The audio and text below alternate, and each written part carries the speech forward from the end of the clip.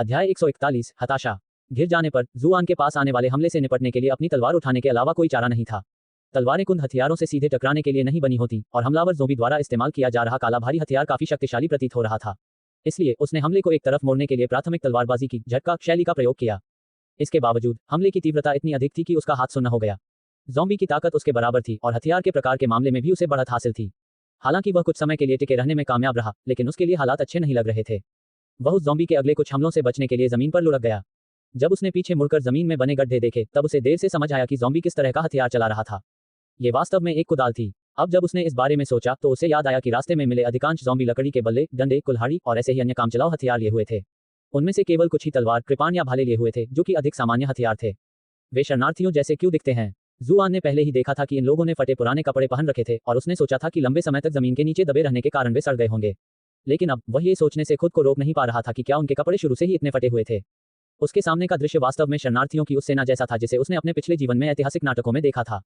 चाहे वे शरणार्थी हो या कुछ और, ये बात निर्विवाद थी कि वे ज़ॉम्बी बन चुके थे। अपना ध्यान भटकने न देते हुए उसने अपना पूरा ध्यान युद्ध पर केंद्रित किया और अपने सनफ्लावर फैंटम का उपयोग करके चारों ओर से उस पर आ रहे हमलों से खुद को बचाया। उसका शुरुआती इरादा घाटी से भाग निकलने का था। सुनहरे फर वाले वे विशालकाय चूहे जो अपनी जान बचाकर निकल गए थे, उन्होंने साबित कर दिया था कि यह एक व्यवहार्य भागने का रास्ता था और ये तर्कसंगत लग रहा था कि ये ज़ॉम्बी किसी तरह घाटी तक ही सीमित थे। दुर्भाग्यवश चूहों ने भागते समय बहुत सारे ज़ॉम्बीज को घाटी के प्रवेश द्वार पर आकर्षित कर लिया था और अब वह रास्ता ज़ॉम्बीज के एक विशाल समूह से अवरुद्ध हो गया था। उसने कई बार अंदर जाने की कोशिश की, लेकिन अंत में उसे वापस लौटना पड़ा। कोई विकल्प न होने के कारण वह घाटी में और गहराई तक जाने के अलावा और कुछ नहीं कर सकता था। वह जानता था कि घाटी में और गहराई तक जाने से वह खुद को और भी बड़े खतरे में डाल रहा है, लेकिन उसके पास कोई दूसरा विकल्प नहीं था। कुदाल लिए हुए सभी ज़ॉम्बी लगभग उसके बराबर ही शक्तिशाली थे और कृपाण और तलवार लिए हुए तो उससे भी कहीं अधिक ताकतवर थे। आमने सामने की लड़ाई में वह सनफ्लावर फैंटम का उपयोग करके अपनी स्थिति बनाए रख सकता था, लेकिन इस समय उसका सामना एक विशाल सेना से था। इस युद्ध क्षेत्र में खुद को जीवित रखना ही उसके लिए काफी मुश्किल था। जवाबी हमला करने की कोशिश करना तो दूर की बात थी। दरअसल सनफ्लावर फैंटम की बदौलत ही वह अब तक टिक पाया था। अगर अकादमी का कोई दूसरा अधिक शक्तिशाली साधक उसकी जगह होता तो संभवतः अब तक वे ज़ॉम्बियों के झुंड से हार चुके होते। क्या घूर रहे हो? क्या घूर रहे हो? मेरी तरफ क्यों नहीं देख रहे? जुआन की गुस्से भरी गालियां पहाड़ी घाटी में गूंज उठीं। उसने ज़ॉम्बीज का ध्यान भटकाने के लिए अपनी वॉटरचास्टेरिन एक स्किल का इस्तेमाल करने की कोशिश की, लेकिन वे उसे ऐसे घूरते रहे मानो वह मूर्ख हो और जरा भी प्रतिक्रिया नहीं दिखाई। जाहिर तौर पर वॉटरचास्टेरिन एक केवल उन बुद्धिमान जीवों पर काम करता था जो बोलने में सक्षम थे और इसलिए ये मरे हुए ज़ॉम्बी इससे अप्रभावित रहे। अंतहीन दौड़ लगाने के बाद जुआन आखिरकार घिर गया। सनफ्लावर फैंटम एक शक्तिशाली कौशल था, लेकिन इसकी भी कुछ सीमाएं थीं। घाटी तंग थी और इलाका दुर्गम था। ज़ॉम्बियों से बचने के लिए उसके पास बस कुछ ही उपाय बचे थे। उसने खुद को चट्टान के किनारे पीठ टिकाए खड़ा पाया। उसके सामने अर्धवृत्त में ज़ॉम्बीज की भीड़ जमा थी। वह घबराकर गहरी सांस लेने लगा, ये सोचकर कि क्या यही उसकी अंत की तारीख होगी। धिक्कार है, मैंने अभी तक अपना वीर्य भी नहीं निकाला है। क्या मैं असली मर्द बने बिना ही मर जाऊंगा? जुआन को अपने पिछले जीवन में नाटकों में देखे गए हिजड़ों के प्रति सहानुभूति महसूस हुई। चाहे उनके लिए ये कितना भी खतरनाक क्यों ना हो, वे फिर भी अपने खजाने को वापस पाने पर अड़े रहते थे ताकि उन्हें उसके साथ दफनाया जा सके।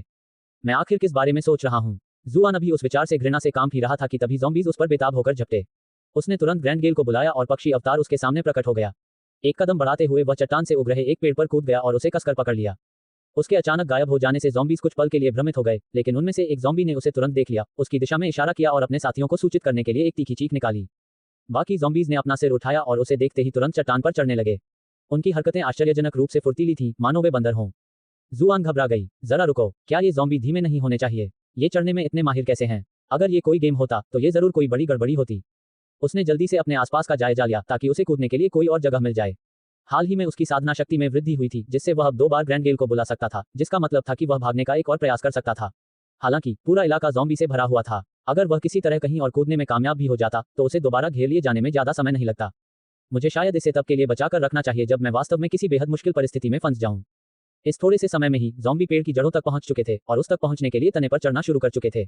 एक ठंडी सी फुफकार के साथ जुआन ने अपनी तलवार निकाली और सामने से आ रहे ज़ॉम्बीज को जमीन पर गिरा दिया। यह एक हताशा भरा प्रयास था, लेकिन अप्रत्याशित रूप से सफल रहा। उसे अचानक एहसास हुआ कि वह वास्तव में यहाँ फायदे की स्थिति में है। पेड़ के तने को विशाल सुनहरे बालों वाले चूहों ने कुतर कर नहीं खोला था, इसलिए वह अभी भी काफी मजबूत था। इसके अलावा ये पेड़ चट्टान के किनारे से लटका हुआ था, जिससे ज़ॉम्बीज के लिए इसे उखाड़ना मुश्किल हो रहा था। एक बार में उसके पास सीमित संख्या में ही ज़ॉम्बीज आ सकते थे और वह उन्हें आसानी से मार गिरा सकता था। दूसरे शब्दों में कहें तो वह इस समय एक ऐसे किले पर खड़ा था जिसकी रक्षा वह अनंत काल तक कर सकता था। ये जानकर कि आखिरकार उसे थोड़ी राहत मिल सकती है, जुआन ने राहत की सांस ली। हालांकि वह जानता था कि खतरा अभी टला नहीं है। उसकी परिस्थितियां वास्तव में कुछ खास बेहतर नहीं हुई थीं। वह किसी खेल में नहीं था जहां ज़ॉम्बीज को मारने से उसे अनुभव अंक और उपकरण मिलते जिनसे वह खुद को तैयार कर सके और वापसी कर सके। उसने बस कुछ समय के लिए अपना ठिकाना बना लिया था। ज़ॉम्बीज ने उस पर कई बार हमला करने की कोशिश की, लेकिन जुआन ने अपनी अनुकूल स्थिति का फायदा उठाते हुए उन्हें मार गिराया। अंततः ज़ॉम्बीज ने चट्टान पर चढ़ने का प्रयास पूरी तरह से छोड़ दिया। जुआन ने गहरी सांस ली। आखिरकार उसे आराम करने का समय मिल गया। क्या अब ज़ॉम्बी हार मान रहे हैं? अगर ऐसा है तो अगर मैं सुबह होने तक जिंदा रह सका तो जी शियाओक्सी से मिल पाऊंगा।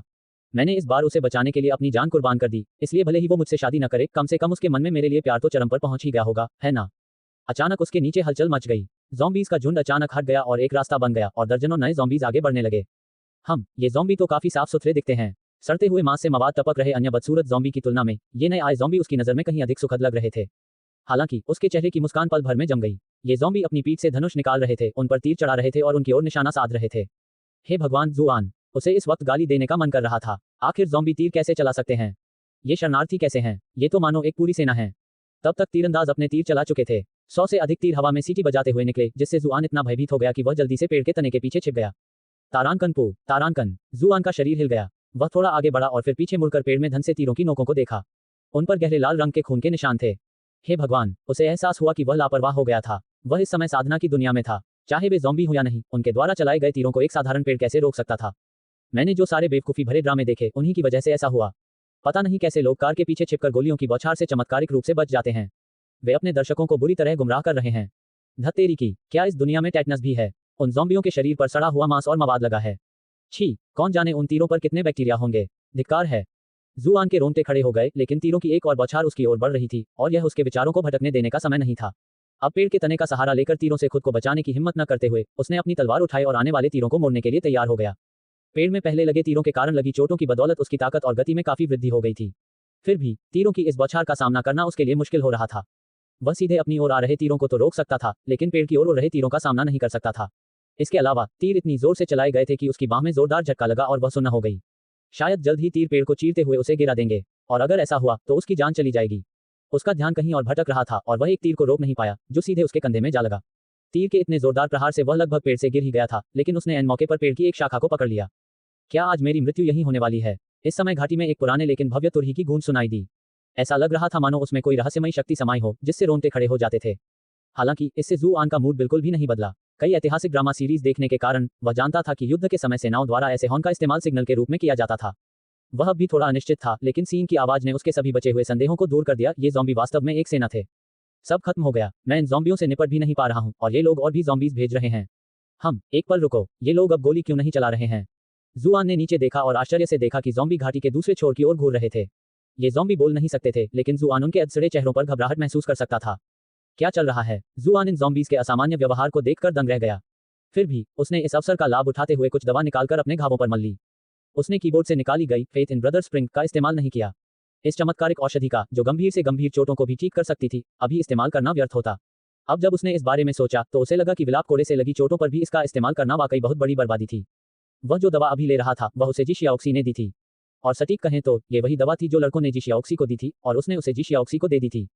क्या ऐसा हो सकता है कि उनमें से कुछ लोग मुझे नुकसान पहुंचाने के लिए चुपके से इन दवाइयों की बोतलों में जहर मिला दें?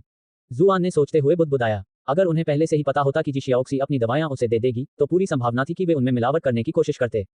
हालांकि उसने तुरंत उन विचारों को अपने मन से निकाल दिया। उसे नहीं लगता था कि वे छात्र इतने बुद्धिमान थे और उसे जी शियाओक्सी के फैसले पर भी पूरा भरोसा था।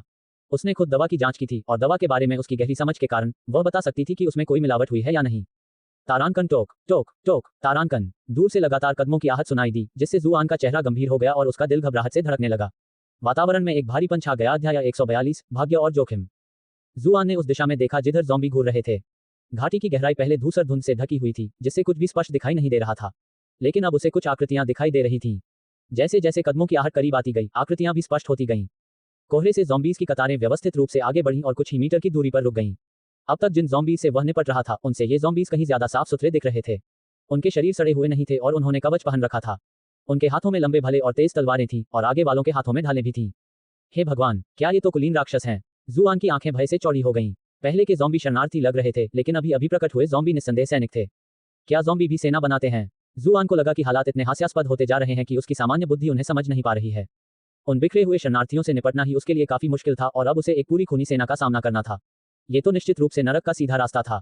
जब जुआन हताश हो रहा था, तभी उसने अपने नीचे कुछ अजीब होते देखा।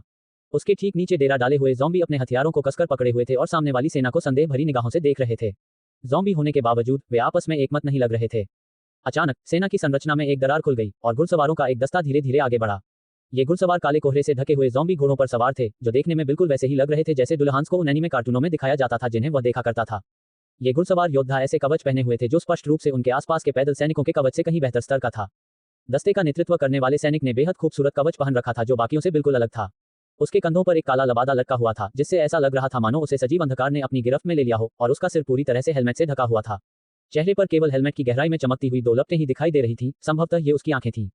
इसमें कोई शक नहीं कि यह टीम का कप्तान ही था। जैसे ही उसने अपनी तलवार निकाली, अन्य सैनिकों ने भी उसका अनुसरण किया और एक साथ अपने हथियार निकाल लिए। शूरवीर सेनापति ने अपने घोड़े की लगाम खींची, जिससे घोड़ा शान से उछल पड़ा। यह आक्रमण का संकेत था। उसके नेतृत्व में उसके अधीन शूरवीर तुरंत अपने शत्रुओं का सामना करने के लिए आगे बढ़े। उनके पीछे मौजूद पैदल सैनिक भी अपनी संरचना बनाए रखते हुए तेजी से आगे बढ़ने लगे। ये क्या हो रहा है? क्या ये ज़ॉम्बीज़ बनाम ज़ॉम्बीज़ की लड़ाई है? जुआन अचंभित था। इस समय तो उसे इस साधना की दुनिया में उड़ते हुए सुअ भी दिख जाएं तो उसे जरा भी आश्चर्य नहीं होगा। उसे लगा था कि शरणार्थी ज़ॉम्बी तुरंत दुम दबाकर भाग जाएंगे। स्पष्ट था कि साजो सामान और ताकत के मामले में दोनों पक्ष अलग अलग स्तर पर थे, लेकिन उसे आश्चर्य हुआ कि शरणार्थी ज़ॉम्बी लड़ाई से पीछे नहीं हटे। इसके बजाय वे भयंकर दहाड़ते हुए आगे बढ़े और अपने हाथ में मौजूद जर्जर हथियारों से सैनिकों का सामना किया। आश्चर्यजनक रूप से ऐसा प्रतीत हो रहा था मानो आम लोग शाही दरबार के खिलाफ क्रांति शुरू करने के लिए हथियार उठा रहे हों। उसी क्षण आकाश अचानक काला हो गया। जुआन ने अपना सिर उठाया और देखा कि सेना की पिछली पंक्ति से तीरों की भारी वर्षा हो रही है। इसकी तुलना में जुआन ने पहले जिन तीरों की बौछार का सामना किया था वह हल्की फुहार भी नहीं थी। तीरों से घायल होकर काफी संख्या में शरणार्थी ज़ॉम्बी तुरंत जमीन पर गिर पड़े और उठने में असमर्थ हो गए। जुआन ने उत्सुकता से तीरों का निरीक्षण किया। वह अब तक कई ज़ॉम्बी से लड़ चुका था, लेकिन तमाम कोशिशों के बावजूद वह उनमें से एक को भी मार नहीं पाया था। फिर भी ये तीर सचमुच उनकी जान लेने में सक्षम थे। क्या उनके तीरंदाज बहुत शक्तिशाली हैं, या इन तीरों पर किसी प्रकार का विशेष जादू किया गया है? दोनों तरफ के ज़ॉम्बीज़ एक भयानक धमाके के साथ टकरा गए। घुड़सवार सेना के हमले की गति इतनी जबरदस्त थी कि वे उन्हें रोक नहीं सकते थे। कामचलाऊ हथियारों से लैस शरणार्थी ज़ॉम्बीज़ पलक झपकते ही उनकी सेना में एक बड़ा छेद कर चुके थे। पैदल सैनिक उनके ठीक पीछे पीछे आए और उन्होंने शरणार्थी ज़ॉम्बी को आसानी से मार गिराया। ये तो एक तरफा नरसंहार है। जुआन दंग रह गया। जिन शरणार्थी ज़ॉम्बीज़ ने उसे पहले घेर लिया था वे इस सेना के सामने पूरी तरह से बेबस थे। शरणार्थी ज़ॉम्बी अपने हमलों में बेहद दृढ़ थे। वे अपनी संख्यात्मक बढ़त का फायदा उठाकर अपने रास्ते में खड़े दुश्मनों को घेरने की कोशिश कर रहे थे। यहाँ तक कि जब उनके शरीर दो टुकड़ों में कट गए थे तब भी वे सैनिकों को काटते रहे, अपनी आखिरी सांस तक हार नहीं मानी। दुर्भाग्यवश उनकी दृढ़ता ताकत और साजो सामान में भारी अंतर को पाटने के लिए काफी नहीं थी। जल्द ही शरणार्थी सेना की तरफ कोई भी जीवित प्राणी नहीं बचा था, या यूं कहें कि कोई भी शव खड़ा नहीं था।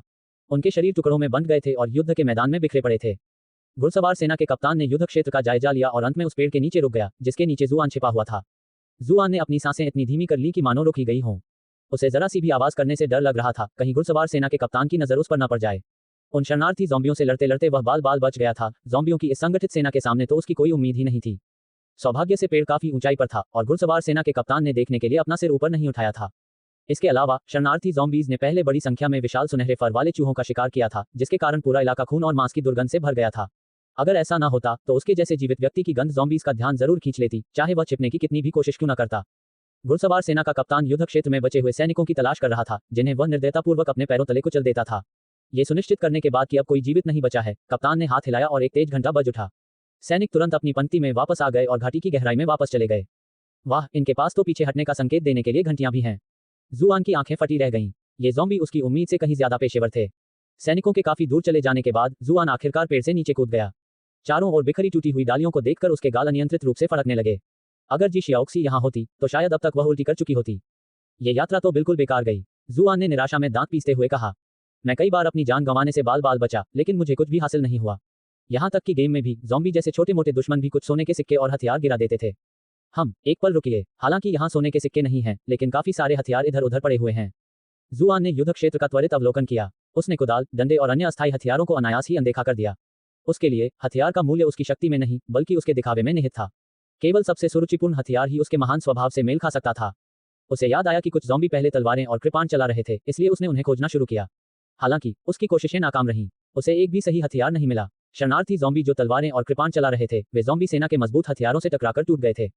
काश मुझे ज़ॉम्बी सेना से कुछ हथियार मिल जाते। दुर्भाग्यवश ज़ॉम्बी सेना ने युद्ध क्षेत्र की तलाशी के दौरान अपने साथियों के शवों और हथियारों को पुनः प्राप्त कर लिया था।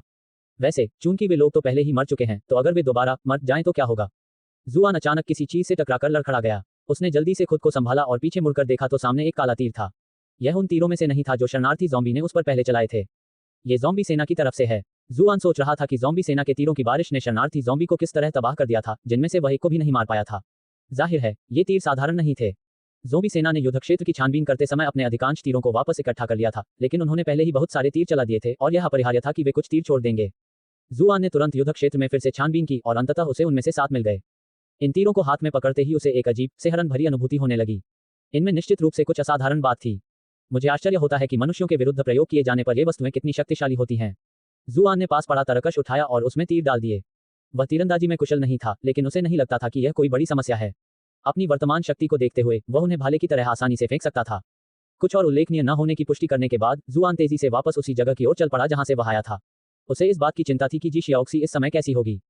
वह जल्दी से उस पेड़ के पास लौटा जहां वे दोनों अलग हुए थे, लेकिन लड़की कहीं नहीं दिखी। घबराकर उसने तुरंत आसपास तलाशी ली। राहत की बात यह थी कि उसे वहां लड़की का कोई सामान नहीं मिला, जिसका मतलब था कि वह शायद घाटी से सुरक्षित निकल गई थी। उसका पहला विचार घाटी से निकलकर उसे ढूंढने का था, लेकिन उनके बिछड़ने के बाद से इतना समय बीत चुका था कि उसे पकड़ना मुश्किल लग रहा था। इसके अलावा कालकोठरी सिर्फ 10 दिनों के लिए ही खुली रहने वाली थी। उसे क्षणभंगुर कमल को ढूंढना था, इसलिए समय उसके लिए बहुत कीमती था। इस समय जी शियाओक्सी को ढूंढने के लिए इधर उधर भागना समय की घोर बर्बादी होगी। संभवतः वह घाटी में वापस आकर उसे ढूंढेगी। कुछ क्षणों के संकोच के बाद उसने घाटी में और गहराई तक जाने का फैसला किया। वह जानता था कि भीतर बड़े खतरे छिपे हुए हैं, लेकिन अपने पिछले जीवन में पड़ी गई ढेरों काल्पनिक उपन्यासों से प्राप्त ज्ञान के आधार पर वह जानता था कि शक्तिशाली रक्षक और महान खजाने अक्सर साथ साथ ही पाए जाते हैं। ज़ोंबी सेना की शक्ति को देखते हुए यह पूरी तरह संभव था कि वे किसी अद्भुत कलाकृति की रक्षा कर रहे हों। छोटी जुआन की खातिर उसने इस बार खतरे का सामना करने का दृढ़ निश्चय किया। दांत पीसते हुए वह धीरे धीरे और सावधानी से पर्वतीय घाटी की गहराई की ओर बढ़ने लगा। किसी भी खतरे की स्थिति में वह ग्रैंडगेल को बुलाकर भागने के लिए तैयार था। उसे आश्चर्य हुआ, और शायद ज़ोंबी सेना के पहले के उत्पात के कारण, कि पहाड़ी घाटी अजीब तरह से शांत थी। रास्ते में न तो कोई खूंखार जानवर थे और न ही ज़ोंबी सेना कहीं नजर नहीं आ रही थी, लेकिन जुआन को उनके पीछे छूट जाने की चिंता नहीं थी। उसे हवा में एक अजीब सी ठंडक महसूस हो रही थी, जो ज़ोंबी सेना की आभा का अवशेष थी। जब तक वह इस आभा का अनुसरण करता रहेगा, तब तक वह उनके बहुत करीब जाने की चिंता किए बिना ही उनके ठिकाने का पता लगाने में सक्षम होना चाहिए। लगभग 1 घंटे तक पीछा करने के बाद वह अचानक रुक गया। उसे अपने ठीक आगे भारी कदमों की हल्की हल्की आहट सुनाई दे रही थी। अपने कदम धीमे करते हुए वह सावधानी से आगे बढ़ा। जल्द ही उसे ज़ोंबी सेना दिखाई दी। हालांकि उसके सामने का दृश्य थोड़ा हैरान करने वाला था। ज़ोंबी सैनिक व्यवस्थित ढंग से आगे बढ़ रहे थे और एक पहाड़ी में गायब हो रहे थे। अध्याय 143 पीछा करना। जुआन ने हैरानी से अपनी आंखें मली। उसे लगा कि कहीं उसे भ्रम तो नहीं हो रहा है।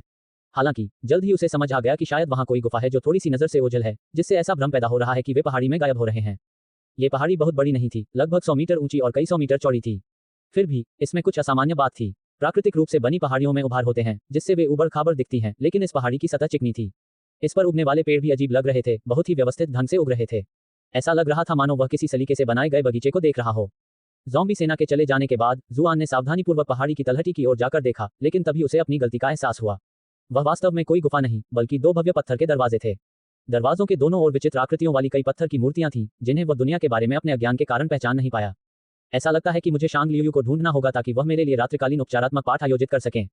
उसने देखा कि पत्थर के दरवाजे बंद हैं, इसलिए उसने उन्हें खोलने की कोशिश की। लेकिन जैसे ही उसकी हथेली दरवाजे से छुई, उसकी बांह में एक ठंडी लहर दौड़ गई, जिससे वह कांप उठा। ये जगह बेहद भयावह है। उसने आसपास के इलाके पर नजर डाली और जल्द ही उसे इस बात का अंदाजा हो गया कि वह किस तरह की जगह पर है। आसपास का वातावरण किसी कब्रगाह जैसा लग रहा था और उसे लगने लगा था कि उसके सामने की छोटी पहाड़ी असल में कोई पहाड़ी नहीं बल्कि एक विशाल दफन टीला है। किन्नौर हान राजवंशों के दौरान शाही परिवार के सदस्यों को ऐसे टीलों में दफनाया जाता था। मकबरों का निर्माण तांग राजवंश में ही शुरू हुआ। अन्य राजवंशों के शाही परिवारों के पास इतनी संपत्ति नहीं थी और उनकी कब्रें इतनी भव्य नहीं थीं। जुआन ने इलाके का ध्यानपूर्वक निरीक्षण किया, लेकिन दरवाजे खोलने का कोई रास्ता नहीं मिला। अंततः उसके पास हार मानने के अलावा कोई विकल्प नहीं बचा। जुआन ने खुद को दिलासा देने की पूरी कोशिश की। मुझे शक है कि क्षणभंगुर कमल जैसा खजाना इतनी भयावह जगह पर प्रकट होगा। तब तक उसे एहसास हो गया था कि सूरज निकल चुका है और उसने सोचा कि जी शियाओक्सी से मिलने वापस जाना ही बेहतर होगा। मुझे उससे पूछना चाहिए कि क्या वह जानती है कि क्षणभंगुर कमल किस प्रकार के वातावरण में पनपता है। वापस लौटते समय जुआन के मन में यह सवाल उठने लगा कि पत्थर के दरवाजे कैसे खोले जाते होंगे। अचानक उसके पूरे शरीर पर रोंगटे खड़े हो गए और मन में खतरे की घंटी बज उठी। उसने तुरंत सनफ्लावर फैंटम का प्रयोग किया और एक तरफ हट गया। जैसे ही उसने ऐसा किया, एक चट्टान के पीछे से ठंडी रोशनी की एक किरण निकली और उसकी ओर आ गिरी। सनफ्लावर फैंटम के समय पर किए गए प्रयोग के कारण जुआन बाल बाल बच गया। फिर भी उसके सीने पर दुश्मन के हमले से गहरा घाव हो गया था, जिससे बहुत खून बह रहा था। अगर वह समय रहते बच ना पाता तो निश्चित रूप से उसके 2 टुकड़े हो जाते। अदृश्य शत्रु अपने निश्चित घातक हमले को विफल होते देख व्याकुल हो गया। दूसरी ओर जुआन ने उस दुश्मन का जायजा लिया जिसने कुछ ही पल पहले लगभग उसकी जान ले ली थी। वह कोई ज़ॉम्बी या खूंखार जानवर नहीं, बल्कि एक जीवित इंसान था। उसके कपड़े और उसका कुछ जाना पहचाना चेहरा, दोनों ने उसकी पहचान जाहिर कर दी। तुम अकादमी से हो? अरे शिक्षक जू, मुझे माफ करना। रास्ते में मुझे कई ज़ॉम्बी के शव दिखाई दिए, इसलिए मैं बहुत सतर्क था। जैसे ही मुझे कोई हलचल दिखाई दी, मुझे लगा कि कोई शक्तिशाली ज़ॉम्बी होगा, इसलिए मैं घबरा गया और हरकत में आ गया। मुझे बिल्कुल उम्मीद नहीं थी कि आप होंगे। उस छात्र की आवाज में पूरी ईमानदारी थी।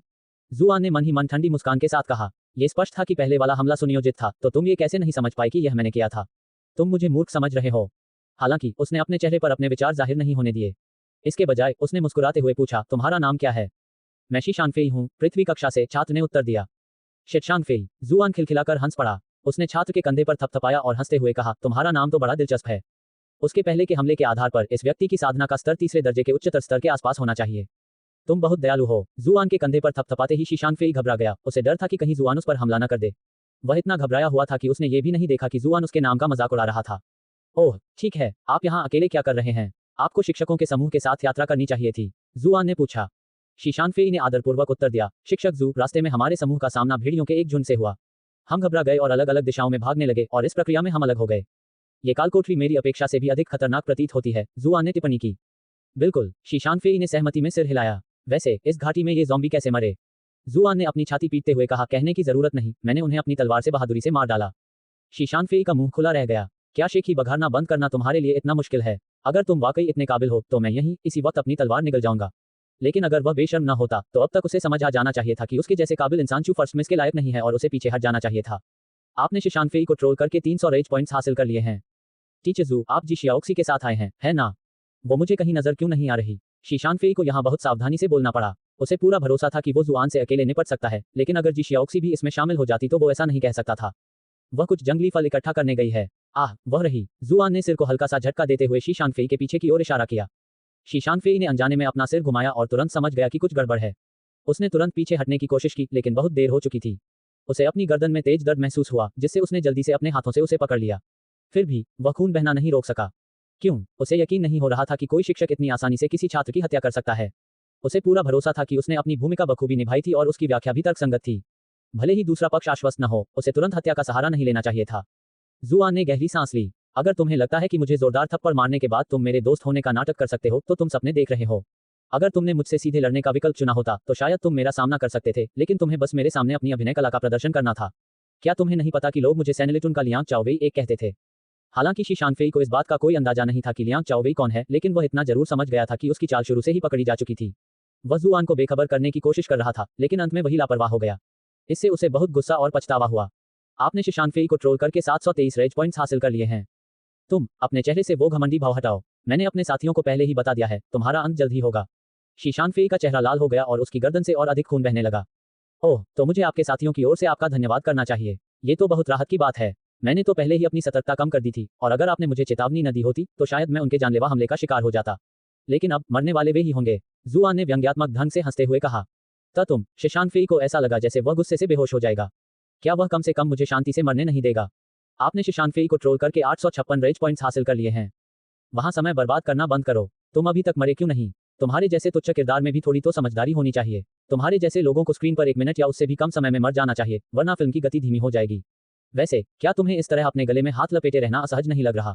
आओ, मैं तुम्हारी मदद करता हूँ। जुआन आगे बढ़ी और शिशांग फेई के हाथों को उसकी गर्दन से हटाया, जिससे उसकी गर्दन पर लगे गहरे घाव से तुरंत खून बहने लगा।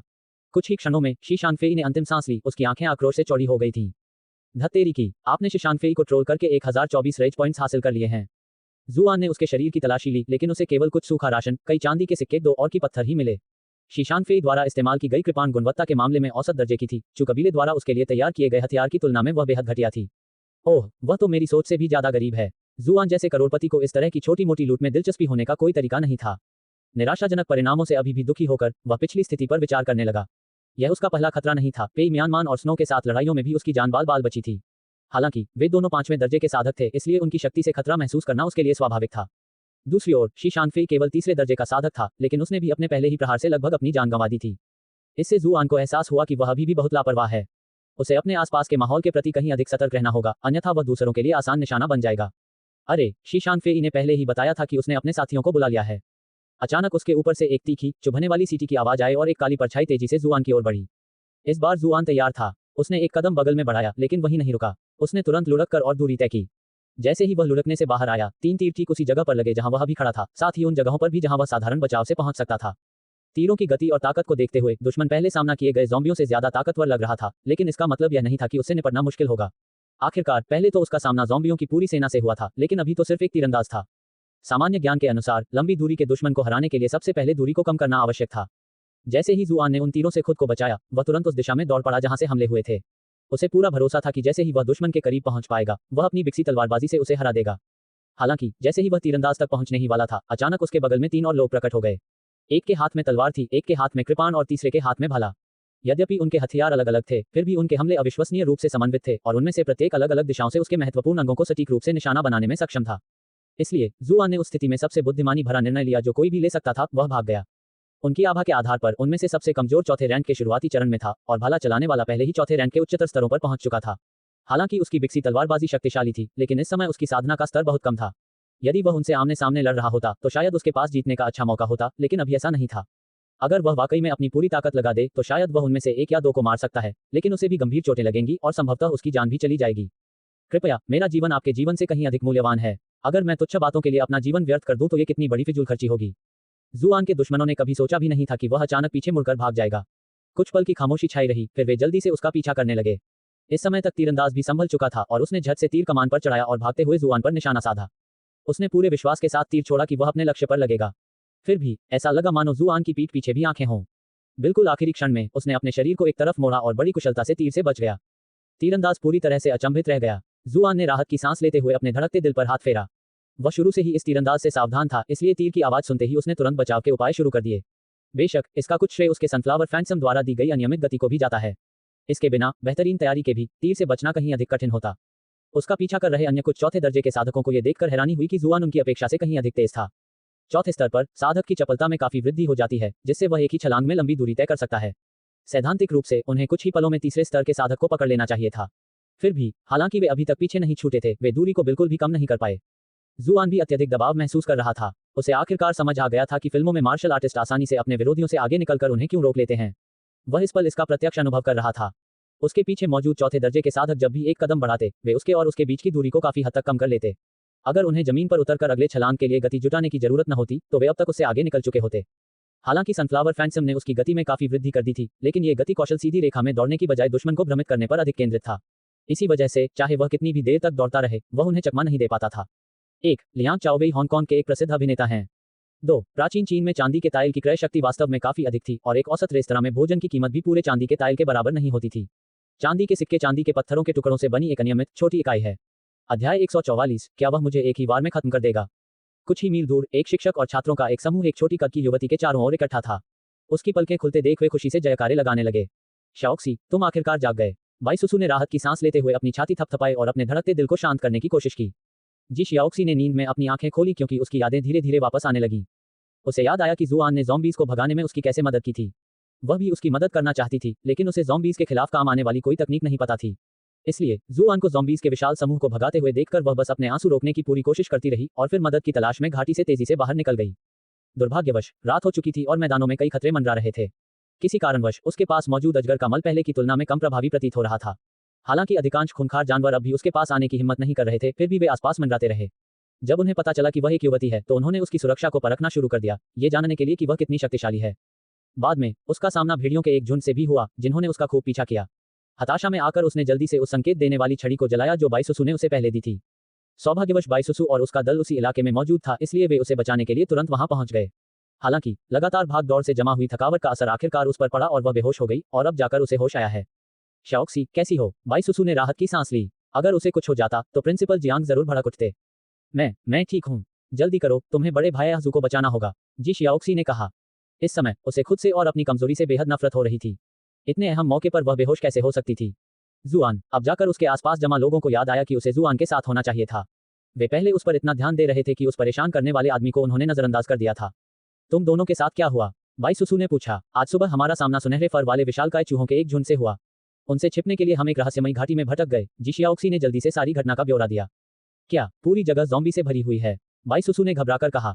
ऐसी स्थिति पहले कभी नहीं हुई थी। हालांकि अकादमी ने छात्रों को कालकोठरी में प्रवेश करने से पहले गंभीर चेतावनी दी थी, लेकिन यह मुख्य रूप से छात्रों को सतर्क रखने के लिए एक अतिरिक्त सुरक्षा उपाय के रूप में थी। कुल मिलाकर उर्से कालकोठरी अभी भी अपेक्षाकृत सुरक्षित थी और सदियों के रिकॉर्ड इस बात की पुष्टि करते थे। इससे पहले यहाँ कभी भी किसी ज़ॉम्बी को नहीं देखा गया था। हालांकि बाईसुसु को जी शियाओक्सी की बातों पर कोई शक नहीं था। उसकी बेबाक ईमानदारी को एक तरफ रखते हुए इलाके की छानबीन करते हुए उसे भी यह एहसास होने लगा था कि यहाँ कुछ गड़बड़ है। मौजूद खूंखार जानवरों की संख्या कहीं ज्यादा थी और वे पहले से कहीं ज्यादा आक्रामक भी थे। जल्दी करो और उसे बचाओ, जी शियाओक्सी ने आसपास के छात्रों से विनती करते हुए बाईसुसु की आस्तीन खींची। छात्रों ने झिझकते हुए एक दूसरे की ओर देखा और अंततः उनमें से एक ने आगे बढ़कर कहा, अगर वाकई उतने ही ज़ॉम्बी हैं जितने आपने बताए हैं, तो हम भी अपनी मौत की ओर भाग रहे होंगे। बिल्कुल, इसके अलावा इतना समय बीत जाने के बाद यह संभव है कि वह पहले ही। अल्पविराम, ये सब बकवास है। बड़े भाई आजू बिल्कुल ठीक हैं। जी शियाओक्सी हमेशा से दयालु लेकिन शर्मीली स्वभाव की थी और सालों से उसने कभी किसी पर गुस्सा नहीं किया था। लेकिन अब जुआन की खातिर उसने किसी पर अपना गुस्सा निकाल दिया था। बाई सुसु गहरी सोच में डूब गई। अन्य छात्रों की बातों में भी कुछ सच्चाई थी। ऐसा नहीं था कि वे मृत्यु से डरते थे, लेकिन ये बहुत संभव था कि जुआन पहले ही। इसके अलावा अगर जुआन को बचाने की कोशिश में उनका सामना ज़ॉम्बी के झुंड से हो जाता तो उनके हताहत होने की पूरी संभावना थी। इस समूह के प्रभारी शिक्षक होने के नाते उन्हें अपने छात्रों की सुरक्षा को प्राथमिकता देनी थी। अगर तुम नहीं जाओगी तो मैं खुद चली जाऊंगी। जी शियाओक्सी उठी और चलने की कोशिश की, लेकिन भेड़ियों से भागते समय उसके पैर में मोच आ गई थी। पैर में तेज दर्द के कारण उसका संतुलन बिगड़ गया और वह जमीन पर गिर पड़ी। तुम अपनी इस हालत में उसे कैसे बचाओगे? बाई सुसु ने हताशा में कहा। चलो इसके बजाय ये करते हैं, बाकी सब यहीं रुको, मैं खुद जाकर देखती हूँ। इन छात्रों को यहाँ अकेला छोड़ना थोड़ा जोखिम भरा था क्योंकि ये कमजोर छात्र थे, लेकिन ये देखते हुए कि वे बाहरी घेरे में थे और उनके समूह में काफी लोग थे, अगर खूंखार जानवर भी उनके पास आ जाएं तो भी वे सुरक्षित रह सकेंगे। तभी एक अभिमानपूर्ण आवाज सुनाई दी। मैं जाऊंगा। भीड़ ने पीछे मुड़कर देखा तो उन्हें सफेद वस्त्र पहने एक सुंदर महिला बगल में खड़ी दिखाई दी। चू चुयान के अलावा और कौन हो सकती थी? छोटी बच्ची चू, आप यहाँ क्या कर रही हैं? छोटी बच्ची चू, क्या आपको कोई परेशानी हुई? अल्पविराम। भीड़ उसकी उपस्थिति से आश्चर्यचकित रह गई। कई पुरुष तुरंत उससे बात करने के लिए आगे बढ़े। उनके लिए दुर्भाग्य की बात यह थी कि चू चुयान ने उनकी तरफ देखा तक नहीं। वह सीधे जी शियाओक्सी की ओर बढ़ी और बोली, वह घाटी कहाँ है जहां तुम मुझसे अलग हुई थी? सच तो यह है कि कालकोठरी में प्रवेश करने के बाद से ही वह काफी बेचैन महसूस कर रही थी। जुआन के अचानक कबीले की प्रतियोगिता में आने से कई शक्तियों की योजनाएं विफल हो गई थी, इसलिए यह बहुत संभव था कि कोई यहां उससे बदला लेने की कोशिश करे।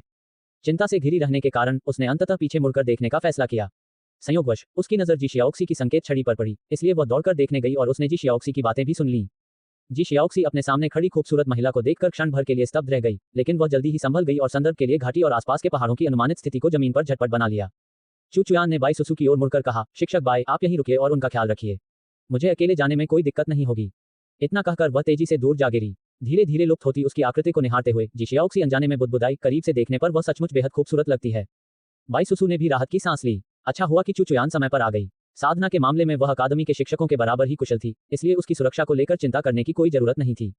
अल्पविराम। इस बीच जुआन अभी भी जान बचाने के लिए बेताब कोशिश कर रहा था। अपने पिछले जीवन में उसने कई युद्ध फिल्में देखी थी, इसलिए उसने रास्ते में पड़ने वाले जंगलों में से एक में छिपने का फैसला किया। बेशक उसे जंगल युद्ध का कोई वास्तविक अनुभव नहीं था, लेकिन हालात इतने गंभीर थे कि एक कोशिश करना जायज था। उसका पीछा कर रहे चारों साधक चौथे दर्जे के थे, इसलिए सीधे मुकाबले में उसके जीतने की कोई संभावना नहीं थी। उसे उन्हें अलग करने और एक एक करके मार गिराने का मौका ढूंढना था। जंगल में छिपने की पर्याप्त जगह और प्राकृतिक बाधाएं थीं, जिससे उनके लिए एक दूसरे की मदद करना मुश्किल हो गया था। दूसरी ओर जब चारों साधकों ने जुआन को जंगल में भागते देखा तो वे नाराज हो गए। हालांकि वे इस वजह से हार मानने वाले नहीं थे, खासकर तब जब शक्ति के मामले में वे उनसे कहीं अधिक शक्तिशाली थे। इसलिए उन्होंने बिना किसी संकोच के उसके पीछे जंगल में धावा बोल दिया। जुआन फुर्ती से जंगल में इधर उधर उछल कूद कर रहा था, अपनी गति कौशल और आसपास के पेड़ों का पूरा फायदा उठा रहा था। अब उन चारों साधकों के लिए उसका पीछा करना बहुत मुश्किल हो गया था और पहली बार वह अपने पीछा करने वालों से दूरी बढ़ाने लगा था। अगर वह इसी तरह दौड़ता रहा तो शायद वह उन्हें चकमा दे सकता था। हालांकि वह जानता था कि अगर वह इस बार उनसे भागने में कामयाब भी हो जाता है तो जरूरी नहीं कि वह हर बार उनसे बच पाए। इस कालकोठरी में उसकी जान के पीछे कई लोग पड़े हुए प्रतीत हो रहे थे। अगर उसे अंत तक जीवित रहना था तो उसे अपने कुछ दुश्मनों को खत्म करना होगा। उसने घने पत्तों वाले एक पेड़ की तलाश की और उस पर छलांग लगा दी। अपनी उपस्थिति को छिपाने के लिए उसने पत्तियों का सहारा लिया। कुछ ही क्षण बाद चारों किसान पास ही आ पहुंचे। क्या हुआ? क्या हमने उसे खो दिया? घबराओ मत, वह यहीं कहीं छिपा होगा। सब लोग सावधान रहें, ऊपर की शाखाओं को भी ध्यान से देखें, वह पेड़ों के बीच छिपा हो सकता है। अल्पविराम। जुआन का दिल तुरंत बैठ गया। ये लोग अकादमी के छात्र होने चाहिए थे, लेकिन उनके काम किसी नौसिखिए के नहीं थे। सच कहूं तो जियांग लुओफू को अपनी अक्ल ठिकाने लाने की जरूरत है। उसे कैसे पता नहीं चला कि अकादमी में इतने सारे जासूस हैं? लौटकर मुझे उसे खूब खरी खोटी सुनानी पड़ेगी। उन चारों ने कुछ देर तक उस इलाके की तलाशी ली, लेकिन जंगल में इतने सारे संभावित छिपने के स्थान होने के कारण किसी एक व्यक्ति को ढूंढना आसान काम नहीं था। ये ठीक नहीं है, हम भूसे के ढेर में सुई ढूंढ रहे हैं। चलो अलग अलग हो जाते हैं, इससे ज्यादा कुशलता आएगी। लेकिन अगर हम अलग हो जाएं तो क्या ये खतरनाक नहीं होगा? युवा मालिक ने कहा है कि उनकी युद्ध क्षमता जितनी दिखती है उससे कहीं अधिक है। छी, चाहे वह कितना भी शक्तिशाली क्यों न हो, वह तो केवल तीसरे दर्जे का साधक है। वह अपनी तलवार के एक ही वार से हमें मार नहीं सकता, है ना? हाँ बिल्कुल सही, हम वैसे भी उस निकम्मे युआन वैंडोंग जैसे नहीं हैं। उसे हम मौके पर वह मूर्ख उससे बात करने की जहमत क्यों उठाएगा? वह तो खुद ही अपाहिज होने को न्योता दे रहा था। ठीक है, तो चलो अलग अलग होकर इलाके की तलाशी लेते हैं। अगर वह मिल जाए तो पूरी ताकत से हमला करने की जरूरत नहीं है। बस उसे जितना हो सके धीमा करने की कोशिश करो और हमारे आने का इंतजार करो ताकि हम तुम्हारी मदद कर सकें। अल्पविराम। उन चारों ने अलग अलग दिशाएं चुनी और सतर्क चेहरों के साथ धीरे धीरे बाहर की ओर बढ़ने लगे। जुआन की दिशा में जाने वाला व्यक्ति धनुर्धारी था। यह अच्छी खबर थी क्योंकि उसे लगता था कि तीरंदाज ही उसके लिए सबसे बड़ा खतरा है। बाकी तीन हाथापाई करने वाले लड़ाकों से निपटना पहले से ही काफी मुश्किल था, लेकिन साथ ही साथ दूर से वार करने वाले तीरंदाज पर भी नजर रखना उसकी एकाग्रता की सीमा को सचमुच परख रहा था। इसके अलावा पहले भागने में सबसे मुश्किल काम तीरंदाज द्वारा चलाए गए तीरों से बचना था, जिससे उसकी गति काफी धीमी हो गई थी। परिणाम स्वरूप चारों साधक धीरे धीरे उसके करीब पहुंच गए, जिससे उसके पास इस जंगल में जाने के अलावा कोई विकल्प नहीं बचा। अगर वह इस तीरंदाज से छुटकारा पा लेता तो उसे इधर उधर घूमने के लिए अधिक जगह मिल जाती, चाहे वह बाकी तीनों से लड़ाई करना हो या भाग जाना हो। और इसी बंदे ने कहा था कि मैं उन्हें एक ही बार में नहीं मार पाऊंगा। हाँ, चूंकि उसने पहले ही यह चेतावनी दे दी है तो मुझे उसकी भविष्यवाणी पूरी करनी ही पड़ेगी। हालांकि दूर से बाकी तीनों की परछाइयों को देखते हुए जुआन ने इस लुभावने विचार को त्यागने का फैसला किया। चौथे दर्जे के साधक लंबी दूरी को काफी तेजी से तय कर सकते थे और इस बात की कोई गारंटी नहीं थी कि वह धनुर्धारी को एक ही बार में मार गिरा पाएगा। आखिर धनुर्धारी भी चौथे दर्जे का साधक ही तो था। अगर उसने कोई गलती की तो वह खुद को चारों ओर से घिरा हुआ पा सकता है और कहीं अधिक गहरे खतरे में पड़ सकता है। चारों साधकों की परछाइयां धीरे धीरे जंगल में गायब हो गईं, लेकिन जुआन ने अपनी जगह पर डटे रहने का फैसला किया। उसका निर्णय सही साबित हुआ, क्योंकि कुछ ही क्षणों बाद वे चारों अचानक एक साथ वापस भागे और आसपास के क्षेत्र का जायजा लिया, लेकिन निराशा से आह भरते रह गए। लगता है वो आदमी सचमुच यहाँ नहीं है, जुआन ने ठंडे लहजे में उपहास किया। मैंने टीवी पर ऐसे कई तुच्छ हथकंडे देखे हैं। अगर तुम्हें लगता है कि तुम मुझे इससे बेवकूफ बना सकते हो तो तुम्हें अपना दिमाग जरूर चेक करवाना चाहिए। भाला चलाने वाला, जो समूह का स्पष्ट नेता था, तीरंदाज की ओर मुड़ा और उसे निर्देश दिया, पो जोंग्यू, तुम यहीं डेरा डालो, अगर किसी तरह हम जुआन को पकड़ने से चूक गए और वह इस रास्ते से वापस आ जाए। ये सुनकर जुआन बहुत प्रसन्न हुआ। उसे अभी भी इस बात का दुख था कि उसने एक अवसर गंवा दिया था, लेकिन उसने कभी नहीं सोचा था कि वे अपने साथी को सीधे उसके हवाले कर देंगे। हालांकि मुझे ये जरूर कहना चाहिए कि उनके समूह में कुछ लोगों के नाम वाकई अजीब हैं। पहले शिट शानफेई था और अब ये पो जोंग्यू है। मल के प्रति उनका ये जुनून क्या है? 1 पो जोंग्यू ने जवाब में दिल खोलकर हंसा। उसने अपना धनुष ऊंचा उठाया और घोषणा की, बहुत खूब। अगर उसने दोबारा यहाँ आने की हिम्मत की तो मैं एक ही तीर से उसकी जान ले लूंगा। बाकी लोगों ने सिर हिलाकर जवाब दिया और फिर अपनी खोज जारी रखने के लिए 3 अलग अलग दिशाओं में बंध गए। स्पष्ट रूप से उन्हें डर था कि जुआन भाग जाएगा। पो जोंग्यू ने आसपास के इलाके का जायजा लेने में कुछ समय लिया और मन ही मन बुदबुदाते हुए कहा, मुझे आसपास का बेहतर नजारा देखने के लिए कोई सुविधाजनक जगह ढूंढनी चाहिए। वह पेड़ बुरा नहीं लग रहा है। संतुष्टि से सिर हिलाते हुए वह फुर्ती से पेड़ की निचली शाखाओं में से एक पर कूद गया और तेजी से ऊपर की ओर बढ़ गया। लेकिन वहां उसका इंतजार एक आश्चर्य कर रहा था। वहां पहुंचते ही उसे एक तलवार की तीखी, ठंडी चमक दिखाई दी।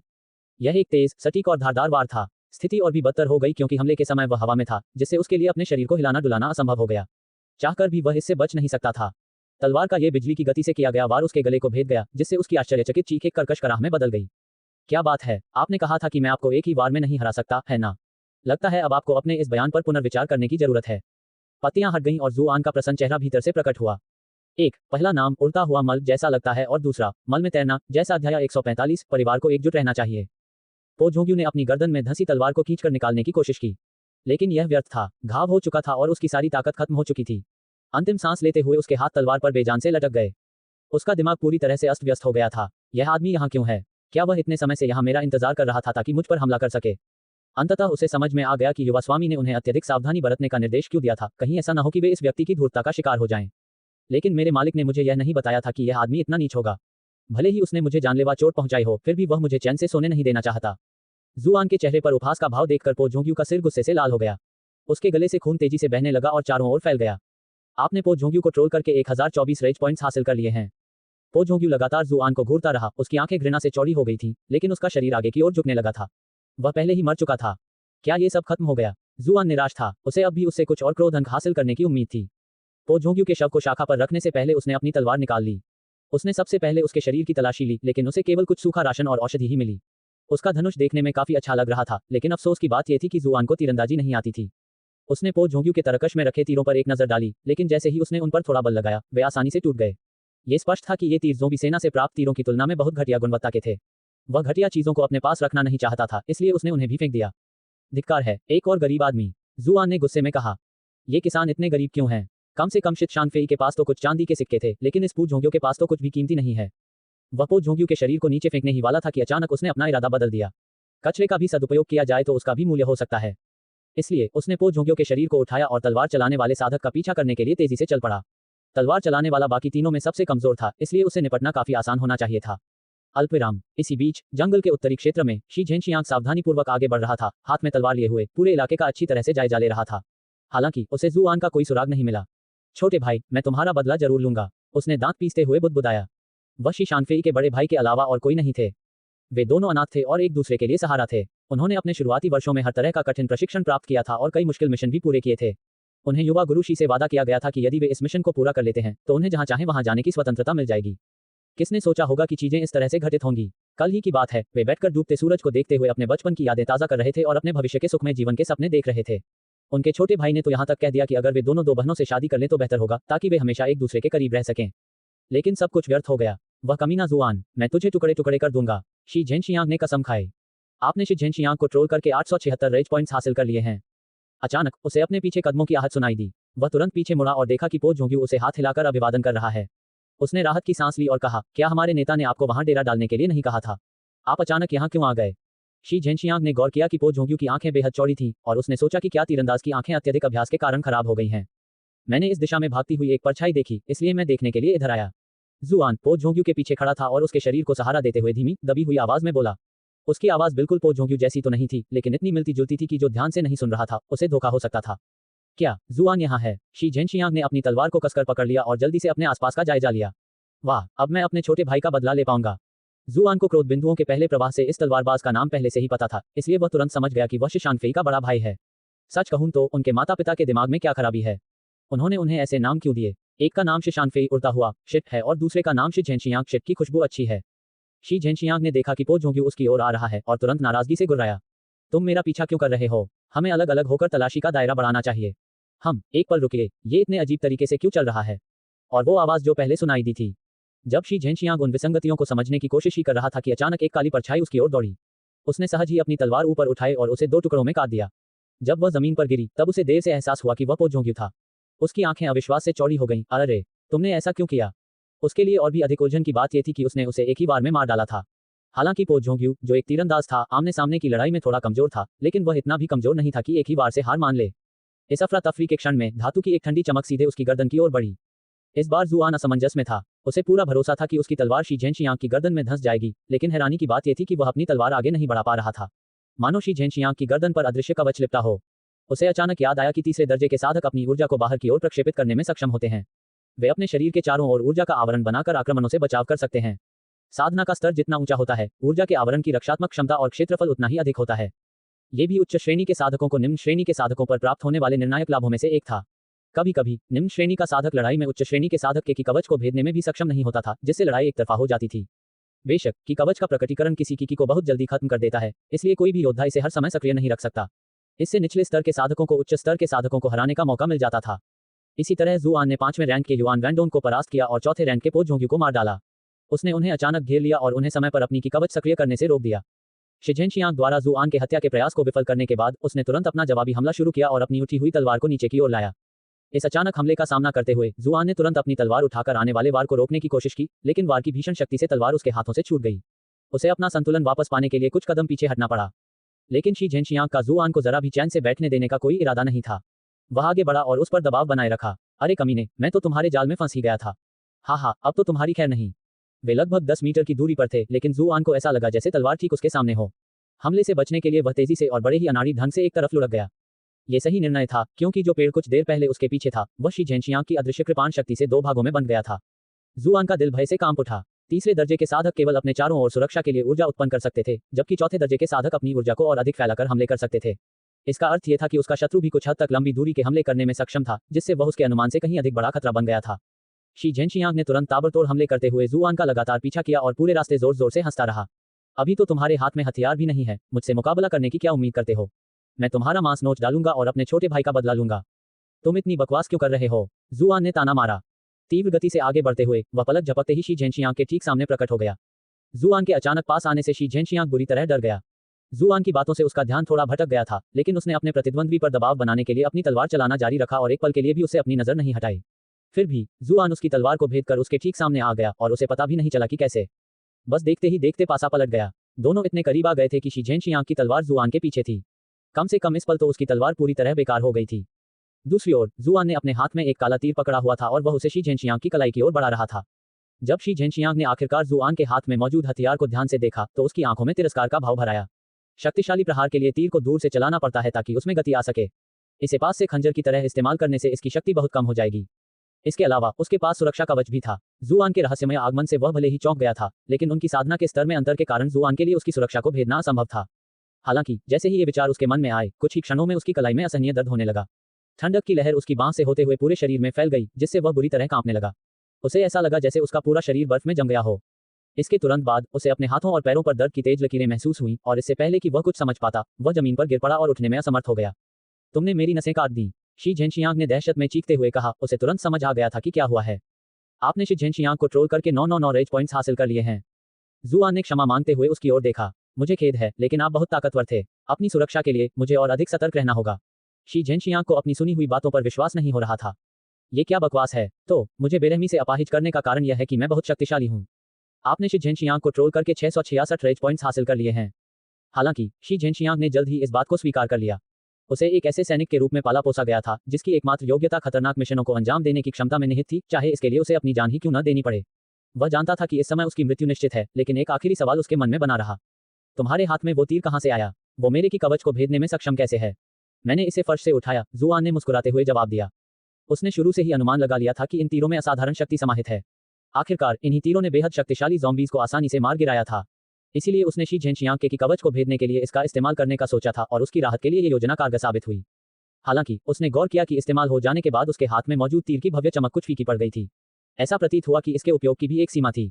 शी जानिक्सियांग आश्वस्त नहीं थे। क्या तुम मुझे 3 साल का बच्चा समझते हो? सड़क से उठाया हुआ हथियार मेरे की आर्मर को कैसे भेद सकता है? आपने शी झेनशियांग को ट्रोल करके 250 रेज पॉइंट्स हासिल कर लिए हैं। अब मुझे तुमसे कैसे निपटना चाहिए? जुआन नीचे बैठ गई और पूछा। अगर चाहो तो मुझे मार डालो, लेकिन मुझसे कुछ भी हासिल करने का सपना भी मत देखना। शी झेनशियांग ने ठंडी सांस लेते हुए कहा। उसे बस अपने छोटे भाई का बदला न ले पाने का अफसोस था। मैं दया करके तुम्हें एक मौका दूंगा। तुम जो चाहो कर सकते हो, लेकिन अगर तुम मेरे खंजर के वार से बच गए तो मैं तुम्हें छोड़ दूंगा। कैसा लगा? बोलते हुए जुआन ने अपना जहरीला हथियार निकाल लिया। क्या तुम सच कह रहे हो? शी झेनशियांग जानता था कि इसमें जरूर कोई खामी है, लेकिन उसकी जन्मजात जीवित रहने की प्रवृत्ति ने उसे जुआन का प्रस्ताव स्वीकार करने के लिए मजबूर कर दिया। बिल्कुल, मैंने पहले तुम्हारे अंगों को अपंग कर दिया था, लेकिन तुम्हारी साधना को अपंग नहीं किया। तुम अब भी अपने की कवच का उपयोग कर पाओगे, है ना? जुआन ने दयालु मुस्कान के साथ कहा। उसने जानबूझकर पहले शी झेनशियांग को बख्श दिया था क्योंकि वह उस पर अपने औजारों की ताकत का परीक्षण करना चाहता था। शी झेनशियांग ने जुआन के तरकश पर एक नजर डाली और उसका चेहरा गुस्से से लाल हो गया। तुम बस मुझसे खेल रहे हो। तुमने जो तीर पहले चलाया था वह आसानी से मेरे की कवच को भेद गया। मेरे पास बचने का कोई मौका नहीं है। चिंता मत करो, मैं उन तीरों का इस्तेमाल नहीं करूंगा, जुआन ने कहा। तुम्हें देखना चाहिए था कि इस्तेमाल करने के बाद मेरे तीर की चमक फीकी पड़ गई है। हर तीर का इस्तेमाल एक बार करने के बाद वह बेकार हो जाता है और मेरे पास तो बस कुछ ही तीर बचे हैं। मैं उन्हें तुम पर क्यों बर्बाद करूं? शी झेनशियांग एकदम स्तब्ध रह गया। उसकी बात में दम था। वाकई उस जैसे अपाहिज पर इतने कीमती तीरों को बर्बाद करना उचित नहीं था। ठीक है, मैं तुम्हारी चुनौती स्वीकार करता हूं। उम्मीद है तुम अपना वादा निभाओगे। उसने अपनी ऊर्जा को केंद्रित किया और अपने शरीर के चारों ओर पारदर्शी कवच बना लिया। तुम मुझ पर इसलिए हावी हो पाए क्योंकि तुम्हारा तीर मेरे ऊर्जा कवच को भेद सकता है। अपने उस बेकार खंजर से ऐसा करने की सोचना भी मत। दूसरी ओर जुआन को अपनी चाल चलने की कोई जल्दी नहीं थी। उसने आराम से पूछा, क्या आपके अपने छोटे भाई के साथ अच्छे संबंध हैं? बिल्कुल, शी जानिक्सियांग ने उत्तर दिया। लगता है इस आदमी के अंदर थोड़ी बहुत दया बची थी, जो बेकार थी। अगर मैं इस मुसीबत से बच भी गया, भले ही मैं अपनी चोटों से उबर ना पाऊं और खुद बदला न ले पाऊं, तो मैं अपनी सारी दौलत एक हत्यारे को किराए पर लेकर उसे मरवा दूंगा। जुआन ने समझकर सिर हिलाया। उसने विषैली छुरी को ऊपर उठाया और नीचे की ओर वार किया। शी झेनशियांग अविश्वास से देखता रहा क्योंकि छुरी उसके की कवच को ऐसे भेद गई मानो वह टोफू का एक टुकड़ा हो और फिर उसकी त्वचा को हल्का सा भेद गई। जुआन ये देखना चाहता था कि विषैला कांटा किसी साधक के ऊर्जा कवच पर कितना असरदार होता है, साथ ही उच्च श्रेणी के साधकों पर इसके घातक प्रभाव की प्रभावशीलता का भी। हो सकता है कि यह उसके पिछले विरोधियों पर कारगर रहा हो, लेकिन इस बात की कोई गारंटी नहीं थी कि यह शक्तिशाली दुश्मनों पर भी कारगर रहेगा। शी झेनशियांग को अपनी ऊर्जा कवच के टूटने पर गहरा सदमा लगा, लेकिन उसने देखा कि छुरी से उसकी त्वचा पर बस हल्की सी खरोंच आई है और उसने राहत की सांस ली। वह कुछ कहने ही वाला था कि अचानक उसका शरीर कांप उठा। देखते ही देखते वह था अंधेरे में डूब गया। अपनी मृत्यु से ठीक पहले उन्होंने ये अंतिम शब्द सुने, चूंकि तुम दोनों इतने करीब हो तो क्यों ना तुम भी उसके साथ नरक में चले जाओ। एक परिवार को मुश्किल समय में साथ रहना चाहिए, है ना? आपने शी झेनशियांग को ट्रोल करके 1024 रेज पॉइंट्स हासिल कर लिए हैं। अध्याय 146, एक अप्रत्याशित स्थिति। हालांकि जुआन अब तक 2 दुश्मनों से निपटने में कामयाब रहा था, लेकिन उसने जरा भी सतर्कता कम करने का साहस नहीं किया। पहले जब वह शी झेनशियांग से लड़ रहा था तब उसे एहसास हुआ कि भले ही उसने 5वें दर्जे के साधक को हराया था और चौथे दर्जे के साधक को मार गिराया था, लेकिन उन सभी लड़ाइयों में उसे भाग्य का भरपूर साथ मिला था। असल लड़ाई में चौथे दर्जे के साधक को हराना वाकई आसान काम नहीं था। सौभाग्यवश उसके पास विषैला तीर और कवच भेदने वाला तीर था जो उसने पहले उठाया था, अन्यथा उसके लिए उनकी ऊर्जा की रक्षा करने वाले कवच को भेदना भी असंभव होता। शेष दोनों उससे भी उच्च स्तर की साधना शक्ति के थे, इसलिए उन्हें हराना कहीं अधिक चुनौतीपूर्ण होता। लगता है कि मैं सिर्फ रटकर काम नहीं चला सकता। मुझे कोई रणनीति बनानी होगी और उसे लागू करना होगा। शी झेनशियांग के शव को देखकर जुआन के मन में एक विचार आया। अल्पविराम। इसी बीच काफी देर तक जंगल में व्यर्थ खोजबीन करने के बाद बचे हुए दोनों हत्यारों को एहसास हुआ कि वे शायद गलत दिशा में चले गए हैं। इसलिए अपने पूर्व समझौते के अनुसार वे उस स्थान की ओर वापस चल पड़े जहां तीरंदाज के मिलने के लिए डेरा डाले होने की उम्मीद थी, और रास्ते में उनकी मुलाकात एक दूसरे से हो गई। भाई जिया, क्या आपको अपनी तरफ से कुछ मिला? तलवार वाले ने पूछा। मुझे कुछ नहीं मिला। भाई झेन, आपका क्या हाल है? भाला चलाने वाले ने पूछा। तलवारबाज का नाम झेन लियुमांग था, जबकि भाला चलाने वाले का नाम जिया झेंगजिंग था। दोनों ही शिव वंश द्वारा प्रशिक्षित खूंखार सैनिक थे। उन्हें पिछले 2 वर्षों में ही ब्राइटन मून अकादमी भेजा गया था और जल्द ही उनके बीच अच्छे संबंध बन गए थे। मुझे कोई निशान नहीं मिले। क्या वह उत्तर की ओर शी झेनशियांग की तरफ गया होगा? झेन लियुमांग ने पूछा। क्या हमें वहां जाकर देखना चाहिए? जिया झेंगजिंग ने सिर हिलाया। पहले भाई पो से मिलते हैं। अगर तब तक भाई शी वापस नहीं आए तो हम उत्तर की ओर जाकर देखेंगे। ठीक है, अब जब वे एक दूसरे का साथ दे रहे थे तो वे अपनी हरकतों को लेकर कम सतर्क हो गए। वे तेजी से उस इलाके की ओर वापस भागे जहां उन्होंने पो जोंग्यू को छोड़ा था। मान लीजिए अगर हम दोनों को जुआन का कोई सुराग नहीं मिला तो क्या ये संभव है कि वह मुड़कर वापस वहीं चला गया हो जहां भाई पो है? जिया झेंगजिंग ने पूछा। झेन लियुमांग ने हंसते हुए जवाब दिया, अगर पो भाई जुआन को देख लेते तो उसे गोली मारकर मार डालते। अगर हम उसके करीब नहीं पहुंच पाए तो हमें भी उसके तीरों का सामना करने में मुश्किल होगी। हाँ, ये सच है। जिया झेंगजिंग ने सिर हिलाया। अचानक उसकी नजर सामने एक आकृति पर पड़ी और उसने कहा, अरे भाई शी वापस आ गए हैं। जैसे ही उसे एहसास हुआ कि शी झेनशियांग जमीन से कुछ ज्यादा ही ऊंचाई पर खड़ा है, उसके शब्द अनिश्चितता में डूब गए। वे दोनों तेजी से दौड़े और सदमे से उनके चेहरे पीले पड़ गए। शी झेनशियांग एक पेड़ से फंदे से लटका हुआ था। भाई शी, झेन लियुमांग ने भयभीत होकर कहा। वे दोनों कई वर्षों से ब्राइटन मून अकादमी में साथ तैनात थे और उनके बीच एक मजबूत रिश्ता बन गया था। दूसरे व्यक्ति को पेड़ से लटका देखकर वह भयभीत हो गया। बिना किसी झिझक के वह रस्सी काटने और शी झेनशियांग के शरीर को मुक्त करने के लिए आगे बढ़ा। ध्यान से, जिया झेंगजिंग को चेतावनी दी। हालांकि तब तक बहुत देर हो चुकी थी। रस्सी के कटते ही अचानक एक काली परछाई हवा में तेजी से गुजर गई। हवा में अटके झेन लियुमांग तीर से बचने में पूरी तरह असमर्थ थे। सौभाग्य से उनके पास बचाव के सारे विकल्प मौजूद थे। उन्होंने तेजी से अपनी तलवार घुमाकर तीर को मोड़ दिया, लेकिन राहत की सांस लेने से पहले ही शी झेनशियांग के शरीर पर अचानक कुछ फट गया। भय से चीखते हुए उसने तुरंत शव को एक तरफ फेंक दिया। सौभाग्यवश उसने पहले ही अपनी की कवच को सक्रिय कर लिया था, इसलिए विस्फोट से उसे गंभीर चोटें तो आईं, लेकिन उसकी मृत्यु नहीं हुई। विस्फोट की लहर ने उसे जमीन की ओर धकेल दिया। वह उस दुष्ट को कोसने ही वाला था जिसने ये घिनौने जाल बिछाए थे, तभी अचानक उसके पैरों तले जमीन धंस गई और वह एक गड्ढे में गिर गया। जंगल में एक भयानक चीख गूंज उठी। ऐसा प्रतीत होता था कि गड्ढे के अंदर कोई ऐसा तंत्र मौजूद था जो अपने शिकार को अंजाम देने के लिए बनाया गया था। सब कुछ पलक झपकते ही हो गया, जिससे वे दोनों अचंभित रह गए। जिया झेंगजिंग भी भयभीत था, लेकिन उसने अपने साथी की हालत देखने की इच्छा को दबा लिया। इसके बजाय उसने अपने आसपास का सावधानीपूर्वक जायजा लिया। तभी एक साया बगल से उसकी ओर तेजी से बढ़ा, हाथ में खंजर लिए हुए। उसकी गहरे काले रंग की सतह पर कोई प्रकाश नहीं चमक रहा था। तो आओ, मुझसे मुकाबला करो। जिया झेंगजिंग का भाला समुद्र से उठते हुए चांदी के अजगर की तरह तेजी से आगे बढ़ा। बल और गति के मामले में उसका भाले का प्रहार निस्संदेह उस आकृति द्वारा लहराए गए खंजर से कहीं अधिक शक्तिशाली था। हालांकि अचानक उसके दिमाग में खतरे की घंटी बज उठी और वह दहाड़ते हुए पीछे की ओर उछल पड़ा। जब उसने आखिरकार नीचे की ओर देखा तो उसे एहसास हुआ कि उसकी कवच फट गई थी, जिससे उसकी अंदरूनी कमीज दिखाई दे रही थी। यदि शत्रु 1 इंच भी करीब आ जाता तो उसकी तलवार उसकी त्वचा को भेदकर उसके पेट में छेद कर देती। उसके पास कौन सा खास खंजर है? जिया झेंगजिंग चौंक गया। उसने इतने समय तक अपनी ऊर्जा कवच को बरकरार रखा था, इसलिए किसी भी सामान्य हमले से उसे जरा भी चोट नहीं लगनी चाहिए थी। फिर भी उस पहले वार ने उसकी ऊर्जा कवच और उसके द्वारा पहने गए महंगे मुलायम कवच दोनों को भेद दिया। अविश्वसनीय। दूसरी ओर जुआन ने खेत भरी आह भरी। पहले का वार अच्छा था, लेकिन विषैले दंड की सीमित मारक क्षमता और दुश्मन की तेज प्रतिक्रिया उसके लिए प्रतिकूल साबित हुई। अन्यथा वह एक ही वार में चौथे दर्जे के शिखर पर पहुंचे साधक को मार गिराने का दावा कर सकता था। इस बारे में सोचते हुए वह अचानक डोंगफेंग बुबाई के प्रति विस्मय से भर गया। जबकि वह अपने खंजर की लंबाई कम होने पर विलाप कर रहा था, वहीं डोंगफेंग बुबाई पहले से ही हाथ में कुछ सुइयों के साथ दुनिया पर राज कर रहा था। 1 इस झड़प के बाद लड़ाई रुकी नहीं। जिया झेंगजिंग कोई साधारण छात्र नहीं था। उसे बचपन से ही एक वीर योद्धा के रूप में प्रशिक्षित किया गया था और उसने ब्राइटन मून अकादमी में अध्ययन करते हुए कई नई बातें सीखी थीं। वह अपनी हैरानी से तुरंत उबर गया और भयंकर दहाड़ के साथ आगे बढ़ा, अपना भाला जुआन की ओर बढ़ाया। पिछली घटना को देखते हुए उसने इस बार अपने कदमों को अधिक संयमित और सतर्क रखा, लेकिन उसके प्रहार की शक्ति को कम नहीं आंका जा सकता था। भाले की नोक इतनी तेजी से चली कि मानो ध्वनि की गति को पार कर रही हो। जुआन ने बगल में हटकर वार को चकमा दिया और फिर सामने से हमला करने की कोशिश की, लेकिन अचानक उसे अपनी तरफ से तेज हवा का झोंका महसूस हुआ। उसने तुरंत अपनी कटार पीछे खींच ली और उसे अपनी बगल में ले आया, जिससे भाले का अचानक वार रुक गया। हमले को सफलतापूर्वक रोकने के बावजूद भाले के प्रहार की प्रचंड शक्ति ने जुआन को सनफ्लावर फैंटम का उपयोग करने के लिए मजबूर कर दिया और प्रभाव को पूरी तरह से बेअसर करने से पहले वह कुछ कदम पीछे हट गया। भाला घुमाते हुए जिया झेंगजिंग के चेहरे पर एक ठंडी घृणा का भाव आ गया। वह बहुत छोटी उम्र से ही भाला चलाने की कला सीख रहा था, तो भला वह किसी को इतनी आसानी से अपने करीब कैसे आने दे सकता था।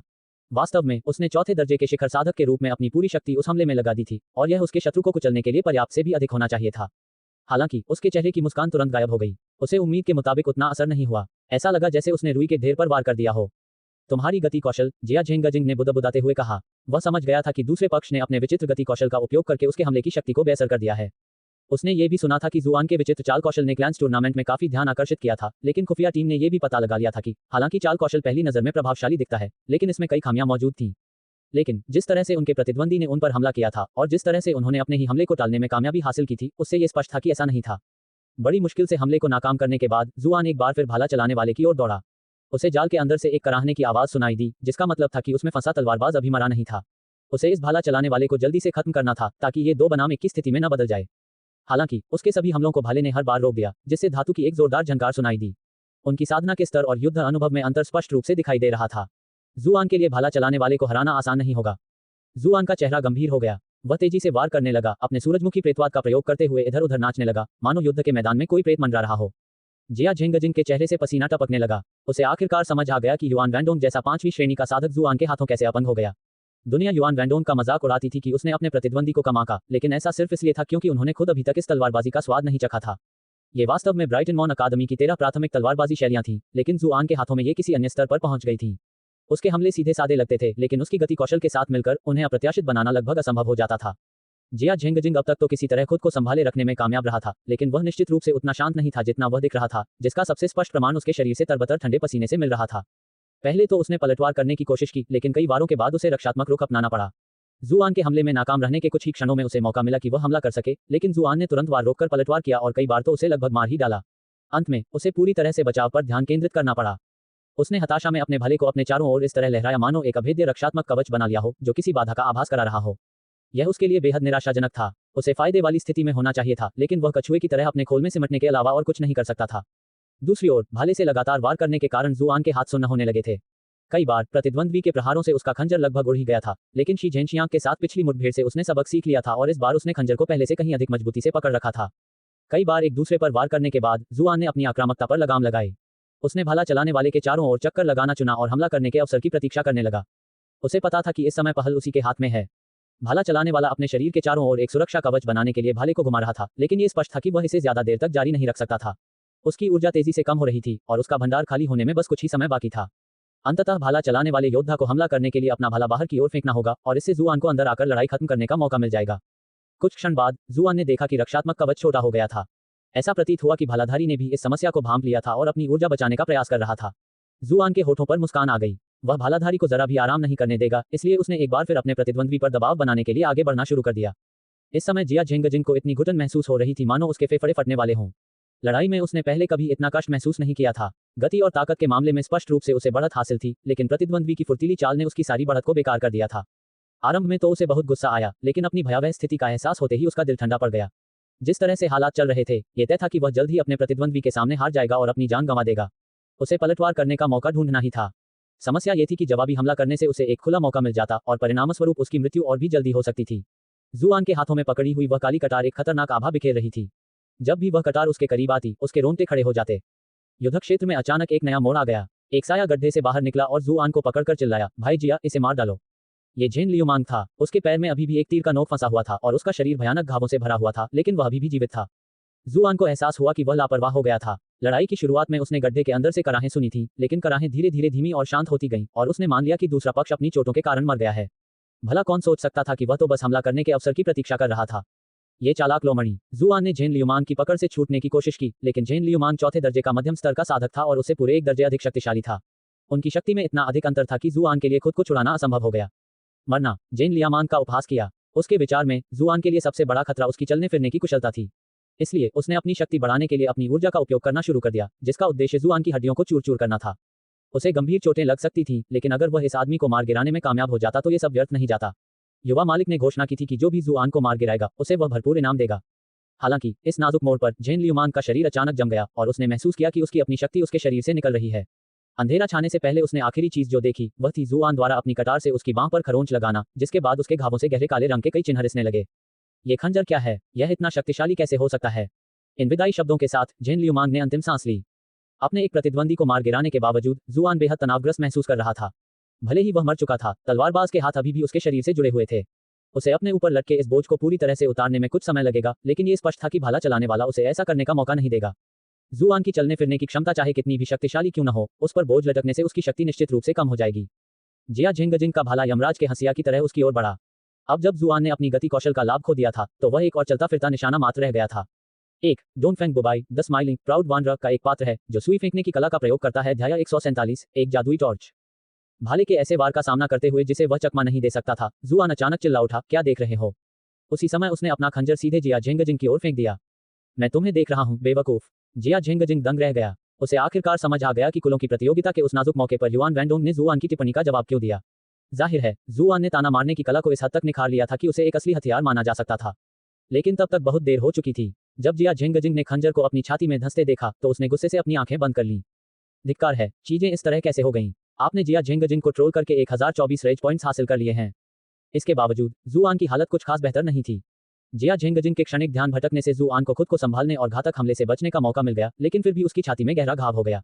बड़ी मुश्किल से उसने झेन लियुमांग के हाथ खोले और उसके शरीर को झटक कर अलग कर दिया। फिर वह लड़खड़ाते हुए जिया झेंगजिन के गिरे हुए शव के पास गया और वहां से जहरीला कांटा उठाया। उसने ये सुनिश्चित कर लिया कि वे दोनों सचमुच मर चुके हैं और फिर चैन की सांस ली। यह उनकी पहली जीवन मरण की लड़ाई नहीं थी, लेकिन ये पहली बार था जब चीजें इतने भयावह तरीके से समाप्त हुईं। आह, मैंने आखिर कौन से पाप किए थे कि मुझे ऐसी नियति का सामना करना पड़ा। कितना अच्छा होता अगर मैं अब भी अपने वातानुकूलित कमरे में होता, ठंडी कोला का आनंद लेते हुए अपने खेल खेल रहा होता। आखिर मुझे इस भयानक दुनिया में क्यों आना पड़ा और अपनी जान बचाने के लिए इतनी बेताब लड़ाई क्यों लड़नी पड़ी। जुआन जमीन पर लेटा हुआ था और जोर जोर से हाँफ रहा था। कुछ देर बाद आखिरकार उसके शरीर में ताकत लौटी। एक गहरी सांस लेते हुए उसने अपने जख्मों पर खून बहना रोकने के लिए दवा लगानी शुरू की। सौभाग्यवश इस दुनिया में साधना करने वालों का शरीर अविश्वसनीय रूप से लचीला था। यदि यह उनके पिछले जीवन में हुआ होता तो उनकी छाती में लगे गहरे घाव के कारण अस्पताल ले जाने से पहले ही उनकी मृत्यु हो जाती। जुआन ने युद्ध क्षेत्र का जायजा लेने से पहले अपने घावों पर बेतरतीब ढंग से पट्टी बांधी। जैसा कि उसने अनुमान लगाया था, बचे हुए दोनों हत्यारों के पास न तो ज्यादा पैसा था और न ही कोई कीस्टोन। तब उन्हें यह एहसास हुआ कि उनके जैसे शहीद सैनिकों के लिए धन संग्रह करना व्यर्थ है। उन्हें खतरनाक मिशनों पर भेजा जाता था जिनमें उनकी जान भी जा सकती थी, इसलिए उनके लिए भौतिक संपत्ति जमा करना निरर्थक था। ये जानते हुए उन्होंने अपनी युद्ध क्षमता बढ़ाने के लिए अपने पास जो कुछ भी था उसका व्यापार करने का विकल्प चुना। कम से कम इससे उनके जीवित रहने की संभावना बढ़ जाएगी। अंत में जुआन को निराशा ही हाथ लगी, क्योंकि उसे केवल कुछ सूखा राशन और कुछ दवाइयां ही मिलीं। उसने अपने बनाए जालों पर बहुत मेहनत और संसाधन खर्च किए थे। उसने अपने कीमती कवच भेदने वाले तीर और जिशियाओक्सी द्वारा दिए गए गुप्त हथियार भी इस्तेमाल कर लिए थे, लेकिन बदले में उसे कुछ खास नहीं मिला। सच तो यह है कि उसे इतने सारे क्रोधन भी नहीं मिले। इसके बारे में सोचते ही जुआन को बहुत दुख हुआ। वह दौड़कर जिया झेंगजिन के शव के पास गया और उसके कवच को उतार दिया। कवच में एक कट और एक छेद था, जो पिछली लड़ाई में जुआन के कारण हुआ था, लेकिन बाकी कवच पर कोई नुकसान नहीं था। कम से कम उसे थोड़ा बहुत इस्तेमाल करने लायक तो माना ही जा सकता था।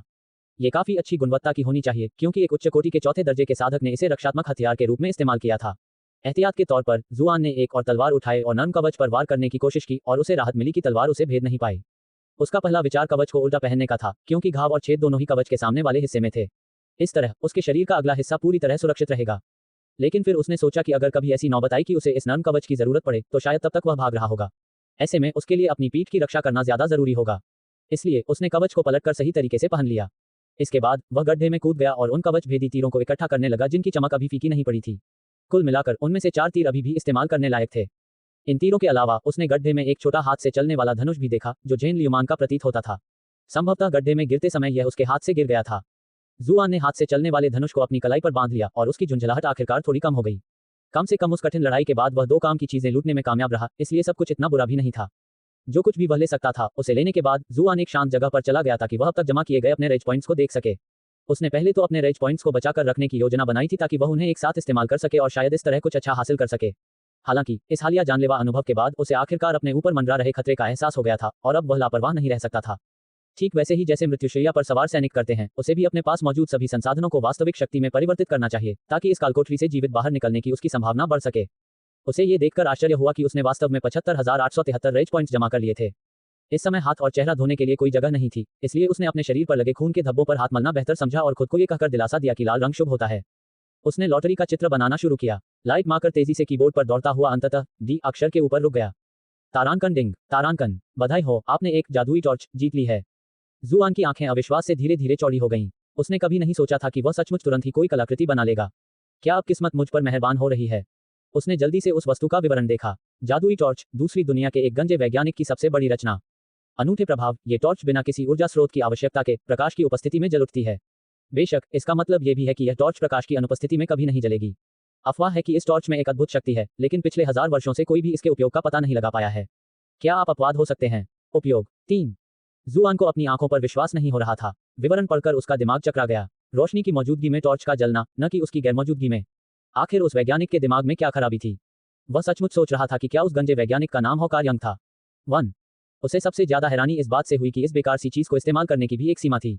अगर इसे इस्तेमाल करने की कोई सीमा ही न होती, तब भी उसे इसे रखने की कोई जगह नहीं मिलती। इससे भी ज्यादा आपत्तिजनक बात यह थी कि विवरण में एक अविश्वसनीय प्रभाव का संकेत तो दिया गया था, लेकिन यह बताने से इनकार कर दिया गया था कि वह प्रभाव क्या था। ये क्या बकवास है, कुछ न कहना ही बेहतर होता।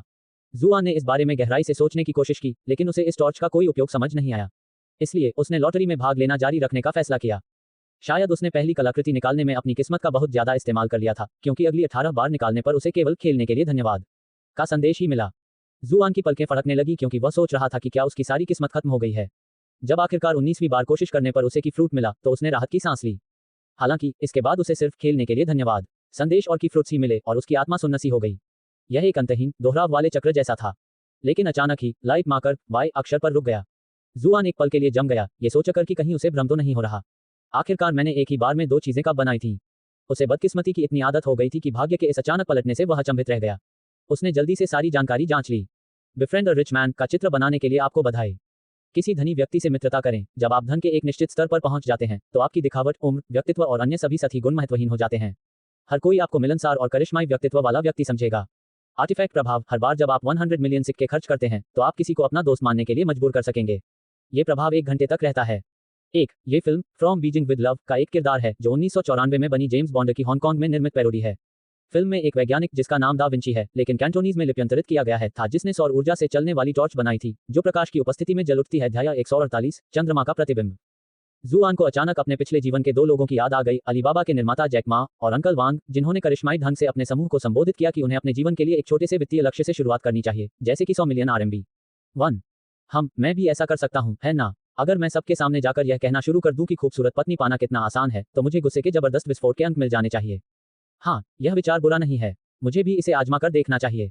उन्होंने अमीर आदमी से दोस्ती करो कौशल की जांच की और पाया कि हालांकि इसकी उपयोग सीमा नहीं थी, लेकिन वास्तव में इस पर एक बहुत बड़ी पाबंदी थी, पैसा। हालांकि उन्होंने गौर किया कि उस कलाकृति के प्रभाव का वर्णन कुछ अस्पष्ट था। 100 मिलियन सिक्के तांबे के सिक्कों को संदर्भित कर रहे थे, जिसका अर्थ था कि प्रत्येक उपयोग 1 लाख चांदी के बराबर था। ये तो कुछ ज्यादा नहीं लगता।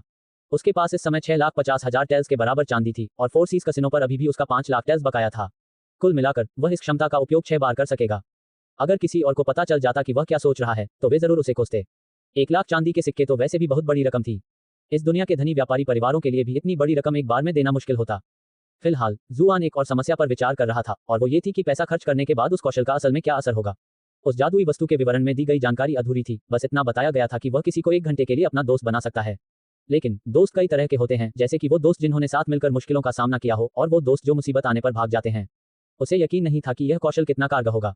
उदाहरण के लिए, अगर मैं इस कौशल को जियांग लुओफू पर आजमाऊं तो क्या हम दोनों कई फायदों के साथ दोस्त बन सकते हैं। जुआन को थोड़ा सा लालच हुआ, लेकिन उसे अचानक अपनी कैद की स्थिति याद आ गई और उसका मूड तुरंत खराब हो गया। इस समय मेरी प्राथमिकता क्षणभंगुर कमल को खोजना होनी चाहिए। फिलहाल मैं सभी अन्य विचारों को एक तरफ रख देता हूँ। उसने लॉटरी जीतना जारी रखा, लेकिन उसे कुछ भी उल्लेखनीय नहीं मिला। अंत में उसे 70 की फ्रूट्स मिले। इसके साथ ही उसने अपने चौथे फॉर्मेशन पर कुल 156 की फ्रूट्स खर्च कर दिए थे, जिसका मतलब था कि उसे इसे पूरी तरह भरने के लिए केवल 77 और फ्रूट्स की आवश्यकता थी। हालांकि देखने में ऐसा लग रहा था कि उसकी साधना की गति इस समय बेहद धीमी है, लेकिन वास्तव में यह इस दुनिया के अन्य साधकों की तुलना में कहीं अधिक तेज थी। अन्य लोगों को उसकी वर्तमान साधना स्तर तक पहुंचने के लिए दशकों की कड़ी मेहनत करनी पड़ी, जबकि उसे इसमें केवल 1 महीना ही लगा। इसके अलावा फीनिक्स निर्वाण सूत्र के कारण हर बार मार खाने पर उसकी साधना में काफी वृद्धि होती थी, जिसका मतलब था कि वह जल्द ही दूसरों के बराबर पहुंच जाएगा।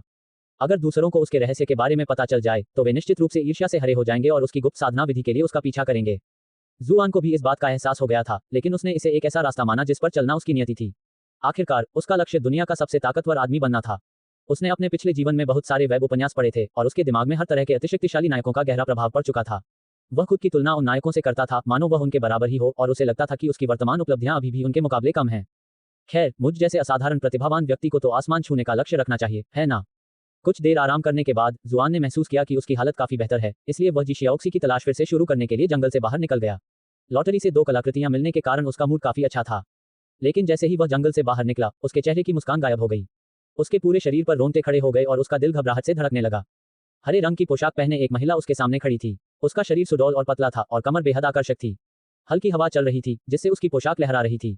उसका चेहरा घूंघट से ढका हुआ था जिससे वह रहस्यमयी लग रही थी। किसी और पुरुष को तो जंगल में ऐसी खूबसूरत स्त्री देखकर बहुत खुशी होती, लेकिन जुआन उसकी सुंदरता की सराहना करने के मूड में नहीं था। उसने स्वयं उस स्त्री के पतले शरीर में छिपी भयावह शक्ति का अनुभव किया था। यह महिला कोई और नहीं बल्कि स्नो थी। बाद वाली ने भी उसे देख लिया था और खुशी से उसके होंठ खिल उठे। मिल गया। जुआन की आंखें कुछ पल के लिए घबराहट से इधर उधर घूमी, फिर आखिरकार उसने खुद को शांत किया। भागने के बजाय वह मुस्कुराते हुए आगे बढ़ा और बोला, ओह मिस कियाओ, मुझे उम्मीद नहीं थी कि आपसे यहाँ मुलाकात होगी। स्नो हैरान थी। उनके बीच की दुश्मनी को देखते हुए उसे उम्मीद थी कि वे दोनों मिलते ही तुरंत लड़ाई में उतर आएंगे, लेकिन दूसरा पक्ष इसके बजाय सौहार्दपूर्ण ढंग से उसकी ओर बढ़ रहा था। उसे यह समझने में थोड़ा समय लगा कि वह इस समय ब्राइटन मून अकादमी की कियाओ जुइंग है, स्नो नहीं। ये स्वाभाविक ही था कि वह उसे पहचान नहीं पाया। लगता है वो मुझसे बात करने की कोशिश कर रहा है क्योंकि मैं स्वीट हार्ट रैंकिंग में 10वें नंबर पर हूँ। ये बंदा तो वाकई नपुंसक होने के बावजूद इतना कामुक है। आपने कियाओ जुइंग को ट्रोल करके 233 रेज पॉइंट्स हासिल कर लिए हैं। जुआन का दिल जोर से धड़कने लगा। ओह, वो मुझसे बहुत नफरत करती होगी। मैंने तो बस उसे नमस्कार किया है, फिर भी वो मुझ पर इतना गुस्सा क्यों कर रही है? जुआन को एक अज्ञानी मूर्ख की तरह अपनी ओर आते देख कियाओ जुइंग के होंठ हाथ से ऊपर की ओर मुड़ गए। अचानक अब उसका मन उसे इतनी जल्दी मारने का नहीं रहा। इस आदमी ने पिछली बार मुझे इतना कष्ट दिया, मुझे उस सब से गुजरना पड़ा। अगर मैं उससे थोड़ा मजाक नहीं करूंगी तो मेरा गुस्सा कैसे शांत होगा? मिस कियाओ, आप तो बहुत खुश लग रही हैं। क्या मेरी वजह से? जुआन ने गहरी सांस ली। शायद इसमें कुछ नहीं किया जा सकता। मेरी आकर्षक सूरत को देखते हुए मुझसे मिलने पर किसी भी महिला का खुश न होना नामुमकिन है। कियाओ जुइंग ने उसे थप्पड़ मारने की इच्छा को दबा लिया। लगता है अब भी उतने ही बेशर्म हैं। आपने कियाओ जुइंग को ट्रोल करके 131 रेज पॉइंट्स हासिल कर लिए हैं। हालांकि उसने अपने होठों पर मुस्कान बनाए रखी और कहा, युवा स्वामी जू, क्या आपको डर नहीं है कि आपकी पत्नी नाराज हो जाएंगी? मैं तुम्हें पूरी तरह से मूर्ख की तरह अपनी उंगलियों पर नचाऊंगा। पहले मैं तुम्हें अपने प्यार में फंसा लूंगा, फिर अपनी असली पहचान तुम्हारे सामने उजागर करूंगा। हे, देखते हैं तुम इस पर कैसी प्रतिक्रिया देती हो। जुआन ने हाथ हिलाते हुए कहा, मिस कियाओ, कृपया चिंता न करें। मेरी पत्नी ने कहा है कि उन्हें मेरे किसी और महिला से संबंध बनाने से कोई आपत्ति नहीं है। अगर आपको मेरी बात पर यकीन नहीं है तो आप उनसे पूछ सकती हैं। कियाओ जुइंग ने झुंझलाहट में अपनी जीभ चटकाई। इस आदमी की हिम्मत कैसे हुई कि वह मेरी पत्नी की पीठ पीछे दूसरी महिलाओं के साथ चक्कर चलाए? हालांकि यह विचार उसके मन में आया ही था कि उसे एहसास हुआ कि वह अब भी चू चुयान को छोटी मालकिन कहकर संबोधित कर रही है और उसके लिए नाराज हो रही है। ऐसा लग रहा था कि चू चुयान के साथ बिताए वर्षों ने उस पर वाकई गहरा प्रभाव छोड़ा था। सुश्री कियाओ, आप यहाँ अकेले क्या कर रही हैं? अकेले घूमना आपके लिए सुरक्षित नहीं है। ये कालकोठरी रिकॉर्ड में बताई गई स्थिति से कहीं अधिक खतरनाक प्रतीत होती है, जुआन ने कहा। लेकिन अब जब आप मुझसे मिल चुकी हैं तो चिंता करने की कोई जरूरत नहीं है। अब से मैं आपकी रक्षा करूंगा। तुम, कियाओ जुइंग ने व्यंग्यपूर्ण लहजे में कहा। हालांकि उसने तुरंत अपना लहजा बदलते हुए जवाब दिया, युवा स्वामी जू, मैं आपकी बहुत आभारी हूँ। एक पल रुकिए, ये आपका क्या मतलब है? क्या आपको मुझ पर विश्वास नहीं है? जुआन तुरंत उत्तेजित हो गया। क्या आपने युआन वैंडोंग के बारे में नहीं सुना? वो 5वें दर्जे का साधक है, सचमुच 5वें दर्जे का साधक, और मैंने उसे हराया था। और भी बहुत कुछ है। कियाओ जुइंग को उसकी बकवास सुनने में कोई दिलचस्पी नहीं थी। उसने उसे बीच में ही रोककर पूछा, क्या रास्ते में आपको कोई और छात्र मिला? अन्य छात्र? मुझे नहीं लगता। आप पहले व्यक्ति हैं जिनसे मेरी मुलाकात हुई है। आह, लगता है किस्मत ने ही हमें मिलाया है। जुआन मुस्कुराए। तुम किसी से नहीं मिले? कियाओ जुइंग ने जुआन की छाती पर लगे घाव को देखा। तो फिर तुम्हें ये चोट कैसे लगी? मैं कुछ ज़ॉम्बी सैनिकों से टकरा गया और उनसे लड़ा। सच में बहुत कठिन लड़ाई थी। इस कालकोठरी में कुछ तो बहुत अजीब है। मैंने सोचा भी नहीं था कि यहाँ सचमुच ज़ॉम्बी होंगे। अकादमी को हमें पहले से बता देना चाहिए था। जुआन की आवाज में थोड़ी घबराहट झलक रही थी। उसका अभिनय इतना स्वाभाविक था जितना कोई सोच भी नहीं सकता। कियाओ जुइंग जुआन की बातों पर विचार करने लगी। उसे उस पहाड़ी घाटी में जो कुछ उसने पहले देखा था वह याद आ गया और उसके माथे पर शिकन पड़ गई। क्या जिया झिंग जिंग और बाकी लोग ज़ॉम्बी के चंगुल में फंस गए और उनके हाथों मारे गए? हनी, तुम यहाँ क्या कर रही हो? जुआन ने अचानक कियाओ जुइंग के पीछे देखा और खुशी से चिल्लाई, छोटी मालकिन। कियाओ जुइंग का शरीर सिहर उठा और वह अचेतन रूप से पीछे मुड़कर देखने लगी, लेकिन उसे अपने पीछे कोई नहीं दिखा। जुआन इस मौके का इंतजार कर रहा था। उसने जानबूझकर बातचीत को इधर उधर घुमाया ताकि कियाओ जुइंग का ध्यान भटक जाए और इस तरह उसने खुद के लिए यह मौका बनाया। बिना किसी संकोच के उसने अपना खंजर सीधे कियाओ जुइंग के हृदय में घोंप दिया। इस बार उसने कोई दया नहीं दिखाई और हमले के लिए विषैले दंड का प्रयोग किया। यद्यपि उसके जैसी सुंदरी को इस प्रकार मरते देखना दुखद था, पर वह भली भांति जानता था कि वह कालकोठरी में उसकी जान लेने आई थी। उसकी 5 स्तर की साधना को देखते हुए उसके द्वारा दिखाई गई कोई भी दया उसकी मृत्यु का कारण बन सकती थी। बिक्सी स्वॉर्ड प्ले वैसे भी काफी तेज था और इस बार जुआन ने उसे चौंका दिया था। कियाओ जुइंग के स्तर का साधक भी इससे बच नहीं सकता था। तारांकन छी, तारांकन। चारों तरफ खून के छींटे पड़े हुए थे। जुआन ने आखिरकार कियाओ जुइंग के शरीर में अपना खंजर घोंप दिया था। हालांकि उसके चेहरे पर जरा भी राहत नहीं दिखी। खंजर के उसके शरीर में घुसने का एहसास कुछ अजीब सा था। जैसा कि उसने अनुमान लगाया था, अचानक उस कियाओ जुइंग पर लहरें उठ उठी जिसे उसने भेदा था और वह अंततः एक फूल में परिवर्तित होकर हवा में विलीन हो गई। इस बीच असली कियाओ जुइंग कुछ मीटर दूर खड़ी थी, उसे एक भयानक घूरती निगाहों से देख रही थी। जैसे ही उसने पीछे मुड़कर देखा और उसे कोई नहीं दिखा, उसे एहसास हो गया कि उसने एक घातक गलती कर दी है। उसका पहला विचार था कि वह अपने की कवच का उपयोग करके उसके हमले को रोक दे, लेकिन उसके शरीर की हर कोशिका झंझना रही थी, जो उसे आने वाले एक भयानक खतरे की चेतावनी दे रही थी। वह समझ नहीं पा रही थी कि जुआन उसे इतनी घबराहट क्यों दे सकता है, लेकिन उसने सहज रूप से एक ऐसी प्रतिभा का सहारा लिया जिसे वह अपने जीवन में केवल 3 बार ही इस्तेमाल कर सकती थी, चंद्रमा का प्रतिबिंब, और उसने अपने द्वारा झेली गई क्षति को एक फूल पर स्थानांतरित कर दिया। तुमने सचमुच मुझे अपने चंद्रमा के प्रतिबिंब का एक उपयोग बर्बाद करवा दिया। कियाओ जुइंग चिल्लाई। आपने कियाओ जुइंग को ट्रोल करके 1024 रेज पॉइंट्स हासिल कर लिए हैं। चंद्रमा की परछाई का हर उपयोग एक अतिरिक्त जीवन के बराबर था। बचपन से ही वह कई खतरनाक परिस्थितियों में फंसी थी, लेकिन उसने कभी भी चंद्रमा की परछाई का उपयोग करने की हिम्मत नहीं जुटाई।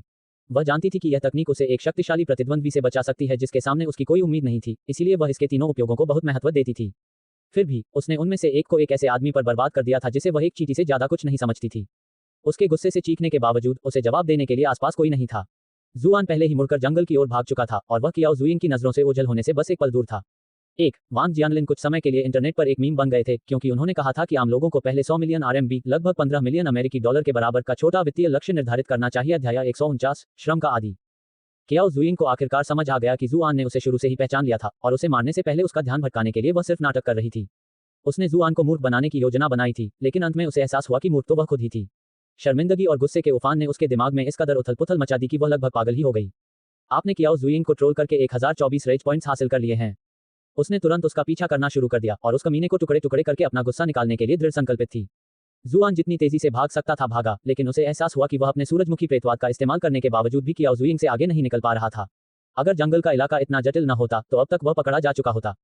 कुछ देर दौड़ने के बाद जुआन ने उस मौके का फायदा उठाया जब वह उसकी नजरों की सीमा में था और उसने एक पेड़ पर चढ़कर अपनी आभा को छिपा लिया, इस उम्मीद में कि वह उसे ढूंढ नहीं पाएगी। कुछ ही देर बाद कियाओ जुइंग वहां पहुंची, लेकिन उसने देखा कि जुआन गायब हो चुकी थी। उसके कदम धीरे धीरे धीमे होकर आराम से चलने लगे और उसने शांत स्वर में कहा, जुआन, मैं मानती हूं कि तुम्हारी ताकत ने मुझे चौंका दिया, लेकिन जो काम तुम्हें कभी नहीं करना चाहिए था वह था इस जंगल में भागना। जुआन स्तब्ध रह गया। उसने जंगल के भीतर की भौगोलिक स्थिति का फायदा उठाकर जिया झेंगजिंग और अन्य लोगों से छुटकारा पा लिया था, इसलिए उसने सहज रूप से अपनी पिछली सफलता को दोहराने की कोशिश की थी। क्या तुम मेरे जागृत तत्व को भूल गए हो? कियाओ जुइंग ने लापरवाही से अपना हाथ उठाया और जमीन पर गिरे पत्ते अचानक अपने आप हिलने लगे। उनके कोमल किनारे तेज धार वाले चाकू की तरह सख्त हो गए और वे सीधे उस जगह की ओर बढ़े जहां जुआन छिपी हुई थी। जुआन पेड़ से नीचे कूद गया, ये जानते हुए कि दूसरा पक्ष उसे ढूंढ चुका है। उसने आश्चर्य से उसकी ओर देखते हुए पूछा, क्या तुम मुझे महसूस कर सकती हो? कियाओ जुइंग को कोई जल्दी नहीं थी। इस जंगल का हर पेड़ और घास का हर तिनका मेरी आंखें और कान हैं। तुम आखिर कहां छिप सकते हो? जुआन का चेहरा गंभीर हो गया। अगर उसकी बात सच थी तो जंगल में भागने का विकल्प चुनकर उसने सचमुच खुद को मुश्किल में डाल लिया था। हालांकि उसे अब भी यह मानना मुश्किल लग रहा था कि लकड़ी तत्व को जागृत करने वाले लोग इतने शक्तिशाली हो सकते हैं। कम से कम उसने अभी तक किसी अग्नि तत्व के साधक को जमीन के नीचे से लावा निकालते हुए नहीं देखा था। पहले उस वार का क्या मतलब था? उससे मुझे इतना भयानक भय क्यों हुआ, मानो मैं स्वयं मृत्यु का सामना कर रही थी? कियाओ जुइंग ने पूछा। यही सवाल उसके मन में लंबे समय से खटक रहा था। उनकी ताकत में भारी अंतर को देखते हुए जुआन के हमले से उसकी सुरक्षा को भेद पाना नामुमकिन था। जानना चाहते हो? मुझे बड़े भाई जू कहो, मैं तुम्हें बता दूंगा, जुआन ने लापरवाही से जवाब दिया। हालांकि उसके दिमाग में तेजी से विचार चल रहे थे, वह इस स्थिति से बचने का रास्ता खोजने की कोशिश कर रहा था। कियाओ जुइंग का चेहरा ठंडा पड़ गया। काफी समय हो गया जब हम आखिरी बार मिले थे, लेकिन तुम अब भी पहले की तरह ही घृणित हो। आपने कियाओ जुइंग को ट्रोल करके 400 रेज पॉइंट्स हासिल कर लिए हैं। जुआन ने गहरी सांस ली। काफी समय हो गया जब हम आखिरी बार मिले थे, लेकिन तुम्हारी जबान अभी भी पहले की तरह ही गंदी है। कियाओ जुइंग ने ठंडी सांस ली। उसने धीरे से अपनी उंगली ऊपर की ओर उठाई और आसपास के पत्ते उसके शरीर के चारों ओर नाचने लगे। मैं तुम्हारे हाथ पैर तोड़ दूंगी, देखते हैं उसके बाद भी तुम अकड़ दिखा पाते हो या नहीं। अपनी कलाई के एक झटके से पत्तियां तुरंत जुआन के अंगों की ओर तेजी से बढ़ी, इतनी गति से कि ऐसा लगा जैसे वे पलक झपकते ही उस तक पहुंच गईं। जुआन का साया उन पत्तों से बाल बाल बचते हुए धुंधला गया। उसकी पीठ पर ठंडा पसीना बहने लगा। अगर उसके पास सनफ्लावर फैंटम न होता तो वह हमला उसे छलनी कर देता। ये जानते हुए कि रक्षात्मक मुद्रा में रहने पर उसकी जान जा सकती है, वह कियाओ जुइंग की ओर दौड़ा और उस पर नए सिरे से हमले किए ताकि उसके आक्रमण को थोड़ा भी कम कर सके। इस समय तक उसने अपनी तलवार निकाल ली थी। उसने विषैले बल को महत्वपूर्ण क्षणों के लिए बचा कर रखा था ताकि उसका असली रूप प्रकट न हो। अगर उसके विरोधी सतर्क रहे तो उसे हराना बहुत मुश्किल हो जाएगा। जुआन की चाल इतनी विचित्र थी कि कियाओ जुइंग को कुछ समझ नहीं आया। उसने फिलहाल पीछे हटने का फैसला किया, लेकिन जुआन की तलवार लगातार उसका पीछा करती रही और उसे सांस लेने की भी जगह नहीं दी। उसने गुस्से में हाथ हिलाया। आसपास के पत्ते नाचती हुई तितलियों की तरह उसके चारों ओर फड़फड़ाने लगे और जुआन के हमलों को रोकने लगे। जुआन ने अलग अलग कोनों से उसके पास पहुंचने की कोशिश की, लेकिन वह हरे पत्तों की बाधा को भेदने में असमर्थ रहा। ये तो अकादमी का सबसे साधारण प्रारंभिक तलवारबाजी का कौशल है, लेकिन तुम इसमें इतनी महारत दिखा सकते हो। मुझे लगता है कि युआन वैंडोंग की हार सिर्फ बदकिस्मती से नहीं हुई, कियाओ जुइंग ने कहा। अगर उनकी साधना के स्तर में इतना बड़ा अंतर न होता तो शायद वह सीधे मुकाबले में उसका और उसकी तलवारबाजी का सामना न कर पाती। बेशक वह ये शब्द जबान से कहने की हिम्मत नहीं करती, कहीं ऐसा न हो कि यह घृणित व्यक्ति और भी घमंडी हो जाए। लेकिन अब सब खत्म हो गया है। जुआन को तुरंत एहसास हो गया कि उसके लिए हालात बिगड़ रहे हैं। वह जल्दी से पीछे हट गया, लेकिन अनगिनत लताएं सांपों की सेना की तरह जंगल की जमीन पर रेंगती हुई उसकी ओर दौड़ पड़ी। जुआन ने अपनी गति कौशल का उपयोग करके लताओं से बचने की पूरी कोशिश की। क्या यही 5वें दर्जे के साधक की असली ताकत है? तत्वों की शक्ति से निपटना निचले दर्जे के साधकों के लिए वाकई मुश्किल है। अब जब मैं इस बारे में सोचता हूं तो मुझे वाकई राहत मिलती है कि मैंने युआन वैंडोंग की तलवारों की सेना से निपटने के लिए एक विद्युत चुंबक तैयार किया था। वरना चाहे मेरी बिकसी तलवारबाजी कितनी भी जबरदस्त क्यों न हो, शायद मेरे पास उसे हराने का कोई मौका ही नहीं होता। जुआन की हरकतें तेज होती गईं, लेकिन आसपास की लताएं आपस में मिलकर एक विशाल जाल बनाने लगी, जिससे उसके भागने के रास्ते एक एक करके बंद होते चले गए। धीरे धीरे लेकिन निश्चित रूप से वह गिरता जा रहा था। उसके पैर फिर से जमीन पर पड़े और जमीन पर पड़ी एक पेड़ की शाखा अचानक रस्सी में बदल गई, जिससे वह चौंक गया। एक पल के लिए उसका संतुलन बिगड़ा और वह एक पेड़ से टकरा गया। अनगिनत लताएं तुरंत उसकी ओर बढ़ीं और उसे वहीं जकड़ लिया। जुआन ने लताओं से बाहर निकलने के लिए हर संभव प्रयास किया, लेकिन वह खुद को मुक्त नहीं कर सका। कियाओ जुइंग अपने होठों पर विजयी मुस्कान लिए धीरे धीरे उसके पास गई। ओह, अब तुम क्यों नहीं दौड़ रहे हो? तुम मुझे रोकने की पूरी कोशिश कर रहे थे। मैं तुम्हें कैसे निराश कर सकती थी? जुआन ने जवाब दिया। कियाओ जुइंग का चेहरा एकदम ठंडा पड़ गया। उसने जमीन पर गिरी तलवार उठाए और बोली, हम मौत के मुंह से वापस आते हुए भी तुम्हारी जबान अभी भी तेज है। देखते हैं तुम्हारी जबान काटने के बाद भी तुम बकवास करते रहोगे या नहीं। जुआन ने घबराकर कहा, जो चाहो काट लो, लेकिन कम से कम इतना तो कर लो कि साफ सुथरा काटा हो ताकि मैं बाद में उसे वापस जोड़ सकूं। कियाओ जुइंग खिलखिलाकर हंस पड़ी। शायद जीत उसके हाथ में थी, इसलिए इस बार उसे जुआन की बातें वाकई हास्यास्पद लग रही थीं। क्या तुम चाहते हो कि मैं तुम्हारी जीभ साफ सुथरी काट दूं? इसमें कोई दिक्कत नहीं है। अगर तुम मुझ पर भरोसा करो तो मैं तुम्हारे शरीर के टुकड़े टुकड़े कर दूंगी और बाद में तुम अपने शरीर के टुकड़े टुकड़े करके फिर से जोड़ सकते हो। मुझे तुम पर भरोसा है। इसे साबित करने की कोई जरूरत नहीं है, जुआन ने जल्दी से जवाब दिया। कियाओ जुइंग ने चिढ़कर कहा, यह ठीक नहीं है। यहाँ आपके पास कोई विकल्प नहीं है। जुआन ने गहरी सांस ली और फिर गंभीर स्वर में कहा, स्नो, क्या तुम भूल गई हो कि पिछली बार बच्चे को जन्म देने का अनुभव कैसा था? जन्म देना शब्द सुनते ही स्नो डर के मारे पीछे हट गई। हड्डियों तक समा जाने वाले असहनीय दर्द ने उसे गहरा सदमा पहुंचाया था और कई रातों तक उसे इसके बुरे सपने आते रहे। का क्या मतलब है? क्या तुमने ही मेरे साथ ऐसा किया था? वह काफी समय से इस सवाल पर विचार कर रही थी। उसने अपनी हालत की जांच कराने के लिए कई डॉक्टरों से परामर्श लिया था, लेकिन सभी ने कहा कि उसके शरीर में कोई खराबी नहीं है। कोई भी उन अचानक होने वाले ऐंठन के कारण का पता नहीं लगा पाया था। उनमें से अधिकतर ने उससे कहा कि उसके लक्षण प्रसव पीड़ा के समान हैं।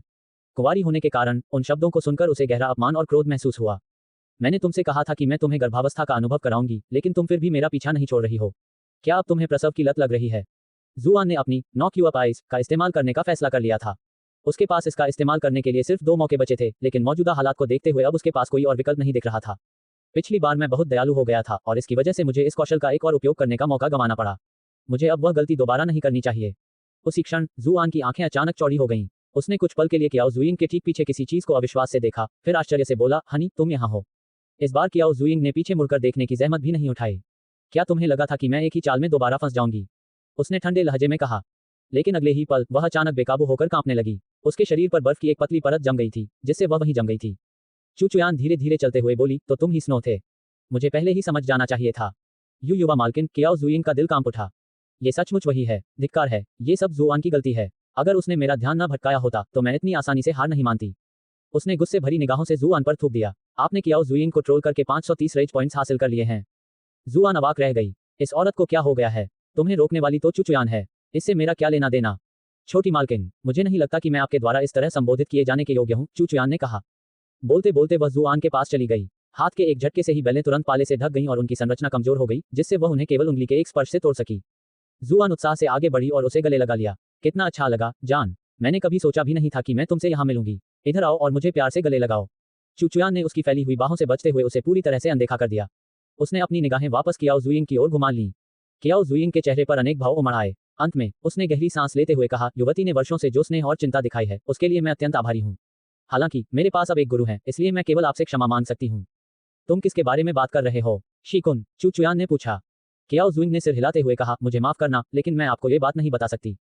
चुचुयान ने माथे पर शिकन डाली। उसे भी समझ नहीं आ रहा था कि इस स्थिति से कैसे निपटा जाए। चुप्पी छाई रही। तभी जुआन आगे बढ़ा और एक उपाय सुझाया।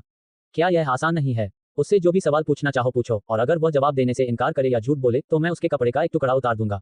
अगर वह अंत तक कुछ नहीं बोलेगी तो मैं उसके सारे कपड़े उतार दूंगा और उसे जंगल के प्रवेश द्वार पर एक पेड़ से बांध दूंगा ताकि सब लोग उसके शरीर को निहार सकें। चुचुयान स्तब्ध रह गई। वह जवाब देने में असमर्थ थी। कियाओ जुइंग गुस्से से कांप उठी। तुम कमीने, आपने कियाओ जुइंग को ट्रोल करके 1024 रेज पॉइंट्स हासिल कर लिए हैं। जुआन ने धीरे से आह भरी और कहा, तुम पहले से ही जानते हो कि तुम किसी और के अधीन हो, इसलिए तुम्हें पता होना चाहिए था कि पकड़े जाने पर तुम्हारा क्या हाल होगा। अगर तुम चुप रहना जारी रखोगे तो मैं शुरू करने जा रही हूँ। उसने अपनी तलवार वापस उठाई और उसे उसके वस्त्र की ओर तान दिया। चुचुयान आगे बढ़ी और उसे रोक दिया। बस करो, इस तरह किसी महिला को अपमानित करना ठीक नहीं है। जुआन ने कंधे उचकाते हुए कहा, हम ही यहाँ अकेले हैं। तुम एक औरत हो और मैंने तुम्हारे शरीर की हर खूबसूरती देख ली है। इसे अपमान कैसे माना जा सकता है? चुचुयान अवाक रह गई। न जाने क्यों जुआन की बातों में हमेशा एक अजीब सा तर्क छिपा होता था, जिसकी वजह से उससे बहस करना मुश्किल हो जाता था।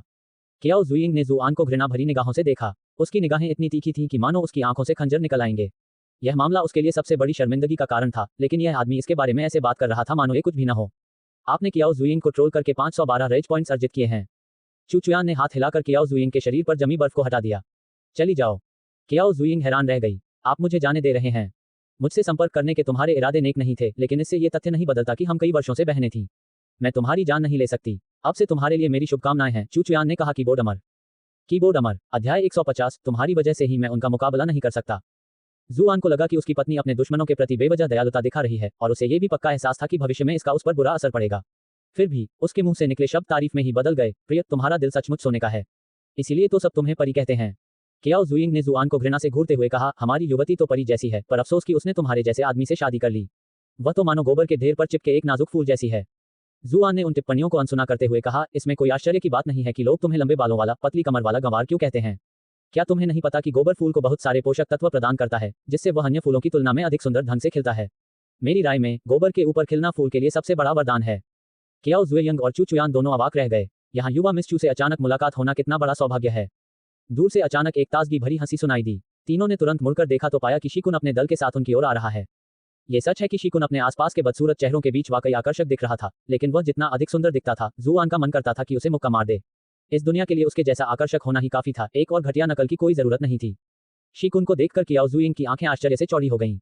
वह जानती थी कि उसकी असफलता से युवा मालिक निराश हुए होंगे, लेकिन इस समय उसे सबसे ज्यादा चिंता इस बात की थी कि कहीं युवा मालिक और युवती के बीच कोई झगड़ा न हो जाए। अगर ऐसा हुआ तो वह क्या करेगी? चू चुयान ने शीकुन की ओर एक नजर डाली और कहा, युवा स्वामी शी, आप यहाँ क्यों आए हैं? मैं कालकोठरी का जायजा ले रहा था और संयोगवश यहाँ से गुजर रहा था। यह मेरे लिए वाकई सौभाग्य की बात है कि मुझे यहाँ युवती चू मिल गई, शीकुन ने मुस्कुराते हुए उत्तर दिया। इस पूरे समय उसकी निगाहें चू चुयान पर टिकी हुई थी और वह जुआन को मानो हवा के झोंके से ज्यादा कुछ नहीं समझ रहा था। क्या ये सिर्फ किस्मत का साथ था? ये कहना मुश्किल है। चू चुयान ने शीकुन और उसके आसपास के साथियों पर एक नजर डाली।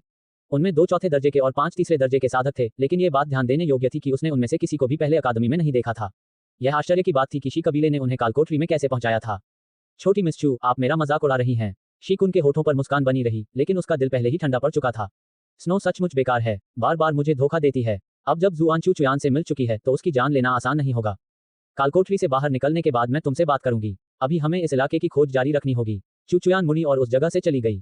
सामान्य परिस्थितियों में वह शीकुन और उसके गुर्गों से नहीं डरती, लेकिन किसी कारणवश कुछ दिन पहले द्वंद्वयुद्ध के अखाड़े में छठे स्थान के वुडी से लड़ने के दौरान उसे जो चोटें आई थीं, वे ठीक से ठीक नहीं हो रही थीं। शीकुन की साधना शक्ति उससे कमतर होने की संभावना नहीं थी और उसके साथ स्नो भी थी। इन सब के अलावा उनके सारे चापलूस भी थे, इसलिए स्नो निश्चित रूप से नुकसान में थी। युवा मिस चू, कृपया एक पल रुकिए, शीकुन ने पुकारा। कालकोठरी में तरह तरह की विचित्र घटनाएं घट रही हैं, जिससे ये पहले से कहीं अधिक खतरनाक हो गई है। क्यों न हम सब एक साथ मिलकर एक दूसरे का ख्याल रखें? इसकी कोई जरूरत नहीं है, चू चुयान ने जवाब दिया। उसने पीछे मुड़कर जवाब देने की जहमत भी नहीं उठाई। अब भी समझ नहीं आया? वो तुम्हें कह रही है कि खंभे मत बनो, दफा हो जाओ, हमारे प्यार भरे पलों में खलल मत डालो। जुआन ने शीकुन को तिरस्कार से हाथ हिलाकर विदा किया और जल्दी से चू चुयान के पीछे चल पड़ी। उनकी विदा होती परछाइयों को देखते हुए शीकुन ने गुस्से से अपनी मुट्ठियां भींच लीं और अपनी उंगलियों के जोड़ों को चटकाया। धिक्कार है तुम पर, जुआन, तुम ज्यादा देर तक आत्मसंतुष्ट नहीं रह पाओगे। आपने शीकुन को ट्रोल करके 512 रेज पॉइंट्स हासिल कर लिए हैं। इसी बीच चू चुयान से मिलने के बाद जुआन ने उत्सुकता से पूछा, प्रिय, यह अजीब बात है कि तुम संयोगवश ठीक उसी समय प्रकट हुए जब मैं एक गंभीर स्थिति में थी। क्या तुम चिंता के मारे चुपके से मेरा पीछा कर रहे थे? मैं इतनी खाली नहीं हूँ, चू चुयान ने जवाब दिया। मैं थोड़ी देर पहले जी शियाओक्सी से मिली थी और उसने मुझे बताया कि आप खतरे में हैं, इसलिए मैं देखने आई हूँ। क्या शियाओक्सी ठीक है? जुआन ने चिंता से पूछा। वह काफी समय से जी शियाओक्सी के भाग्य को लेकर चिंतित था। उसने ज़ॉम्बीज को तो भगा दिया था, लेकिन कालकोठरी में और भी कई तरह के खतरे छिपे हुए थे। उसके लिए अकेले यात्रा करना सुरक्षित नहीं लग रहा था। उसके पैर में मोच के अलावा वह ठीक है, चू चुयान ने जवाब दिया। कुछ पल रुकने के बाद उसने फिर कहा, वह तुम्हारे बारे में बहुत चिंतित लग रही है। तुम दोनों साधारण दोस्त नहीं लगते। अरे, मुझे नहीं लगा था कि तुम इतनी जल्दी समझ जाओगे। जुआन जोर से हंसी। ऐसा नहीं है कि मैं अपने आकर्षण का बखान करना चाहता हूँ, लेकिन लोग मुझे महिलाओं के दिलों का राजा, विधवाओं का दुश्मन, चाचियों को मोहित करने वाला कहते थे। जो भी औरत मुझे जान लेती है वो मुझसे बेइंतहा प्यार करने लगती है। आह, मत जाओ, चू चुयान ने ठंडी सी आवाज में कहा। तो फिर स्नो ने तुम्हें क्यों नहीं पसंद किया? ऊपर से देखने पर भले ही वो मुझे जान से मारने के लिए बेताब लग रही हो, लेकिन इसे ही तो प्यार करने वाला झगड़ालू जोड़ा कहते हैं। वन, प्यार और नफरत एक ही सिक्के के 2 पहलू हैं। कौन जाने अगले ही पल उसके मेरे लिए भाव बदल जाएं। चू चुयान ने अपना सिर हिलाया और चलती रही। लेकिन प्रिय, तुम्हें ईर्ष्या करने की जरूरत नहीं है। भविष्य में चाहे कितनी ही महिलाएं मुझसे प्यार करने लगें, उनमें से कोई भी मेरे दिल में तुम्हारे स्थान को नहीं हटा सकती। जुआन ने आत्मविश्वास से अपनी छाती थपथपाई। तुम्हें खुद पर बहुत भरोसा है, चू चुयान ने टिप्पणी की। बिल्कुल, किसी पुरुष के आकर्षण की कुंजी उसका आत्मविश्वास है, जुआन ने उत्तर दिया। चू चुयान ने इस बारे में उससे बहस करने की जहमत नहीं उठाई। उसकी नजर उसकी छाती पर पड़ी और उसने हैरानी से कहा, तुम्हें ये जख्म कैसे लगा? क्या स्नो ने इसे किया है? उसके पास ऐसा करने की क्षमता कैसे हो सकती थी? ये तो शीकुन के अन्य गुर्गों की वजह से हुआ था। जुआन ने उसे जंगल में हुई अपनी पिछली लड़ाई के बारे में जल्दी से बता दिया। चू चुयान जैसा शांत स्वभाव का व्यक्ति भी इस खबर से स्तब्ध रह गया। एक चौथे दर्जे का साधक, 2 मध्यम दर्जे के चौथे दर्जे के साधक और एक शुरुआती चौथे दर्जे का साधक तुम्हारा पीछा कर रहे थे, लेकिन फिर भी तुमने उन पर पलटवार कर दिया। मैं कमाल की हूँ, है ना? जुआन ने खुशी से जवाब दिया। लेकिन ये कैसे संभव हो सकता है? चू चुयान इस बात को स्वीकार नहीं कर पा रही थी। जुआन उस समय केवल तीसरे दर्जे का साधक था। हालांकि उसने पहले द्वंद्वयुद्ध में युआन वैंडोन को हरा दिया था, लेकिन सभी जानते थे कि उसकी जीत काफी हद तक भाग्य पर निर्भर थी। इसमें कोई संदेह नहीं था कि वह अधिकांश तीसरे दर्जे के साधकों से अधिक शक्तिशाली था, लेकिन वह इतना शक्तिशाली नहीं होना चाहिए था कि 4 चौथे दर्जे के हथियारों को हरा सके। मेरे बारे में अभी भी बहुत कुछ ऐसा है जो आप नहीं जानते, लेकिन कोई बात नहीं, समय के साथ साथ आपको सब पता चल जाएगा, जुआन ने रहस्यमयी मुस्कान के साथ कहा।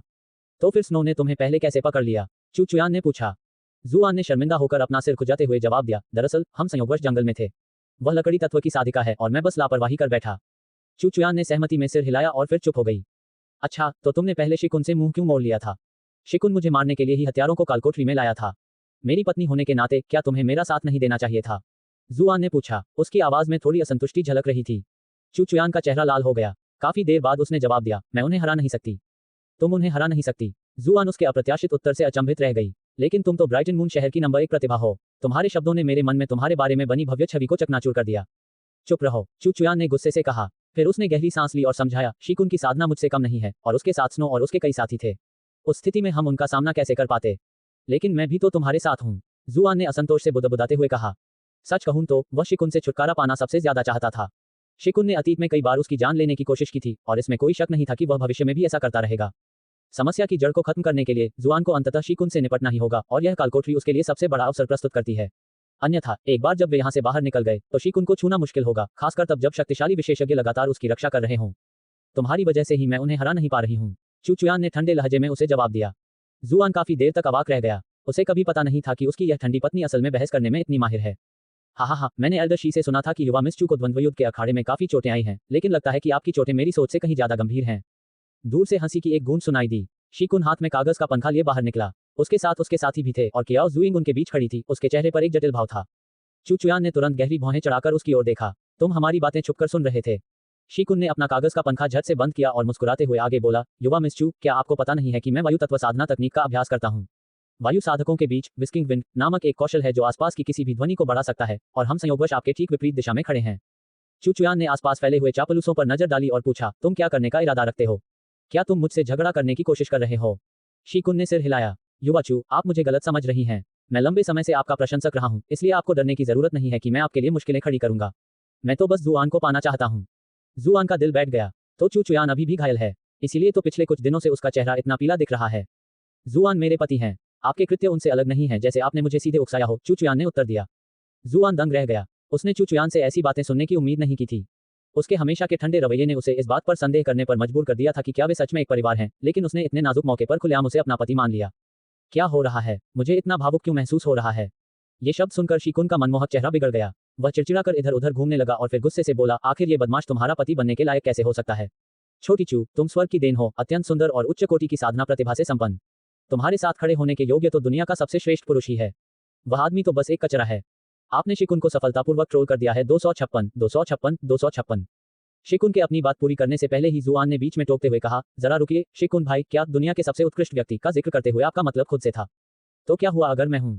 शिकुन ने घमंड से जवाब दिया। जुआन धीरे से मुस्कुराए। ओह, अगर मैं गलत नहीं हूं तो दुनिया का सबसे उत्कृष्ट व्यक्ति महाराज हैं। अगर आप सचमुच ऐसा कह रहे हैं तो क्या इसका मतलब यह है कि आप सोचते हैं कि महाराज भी आपके जितने शक्तिशाली और उत्कृष्ट नहीं हैं?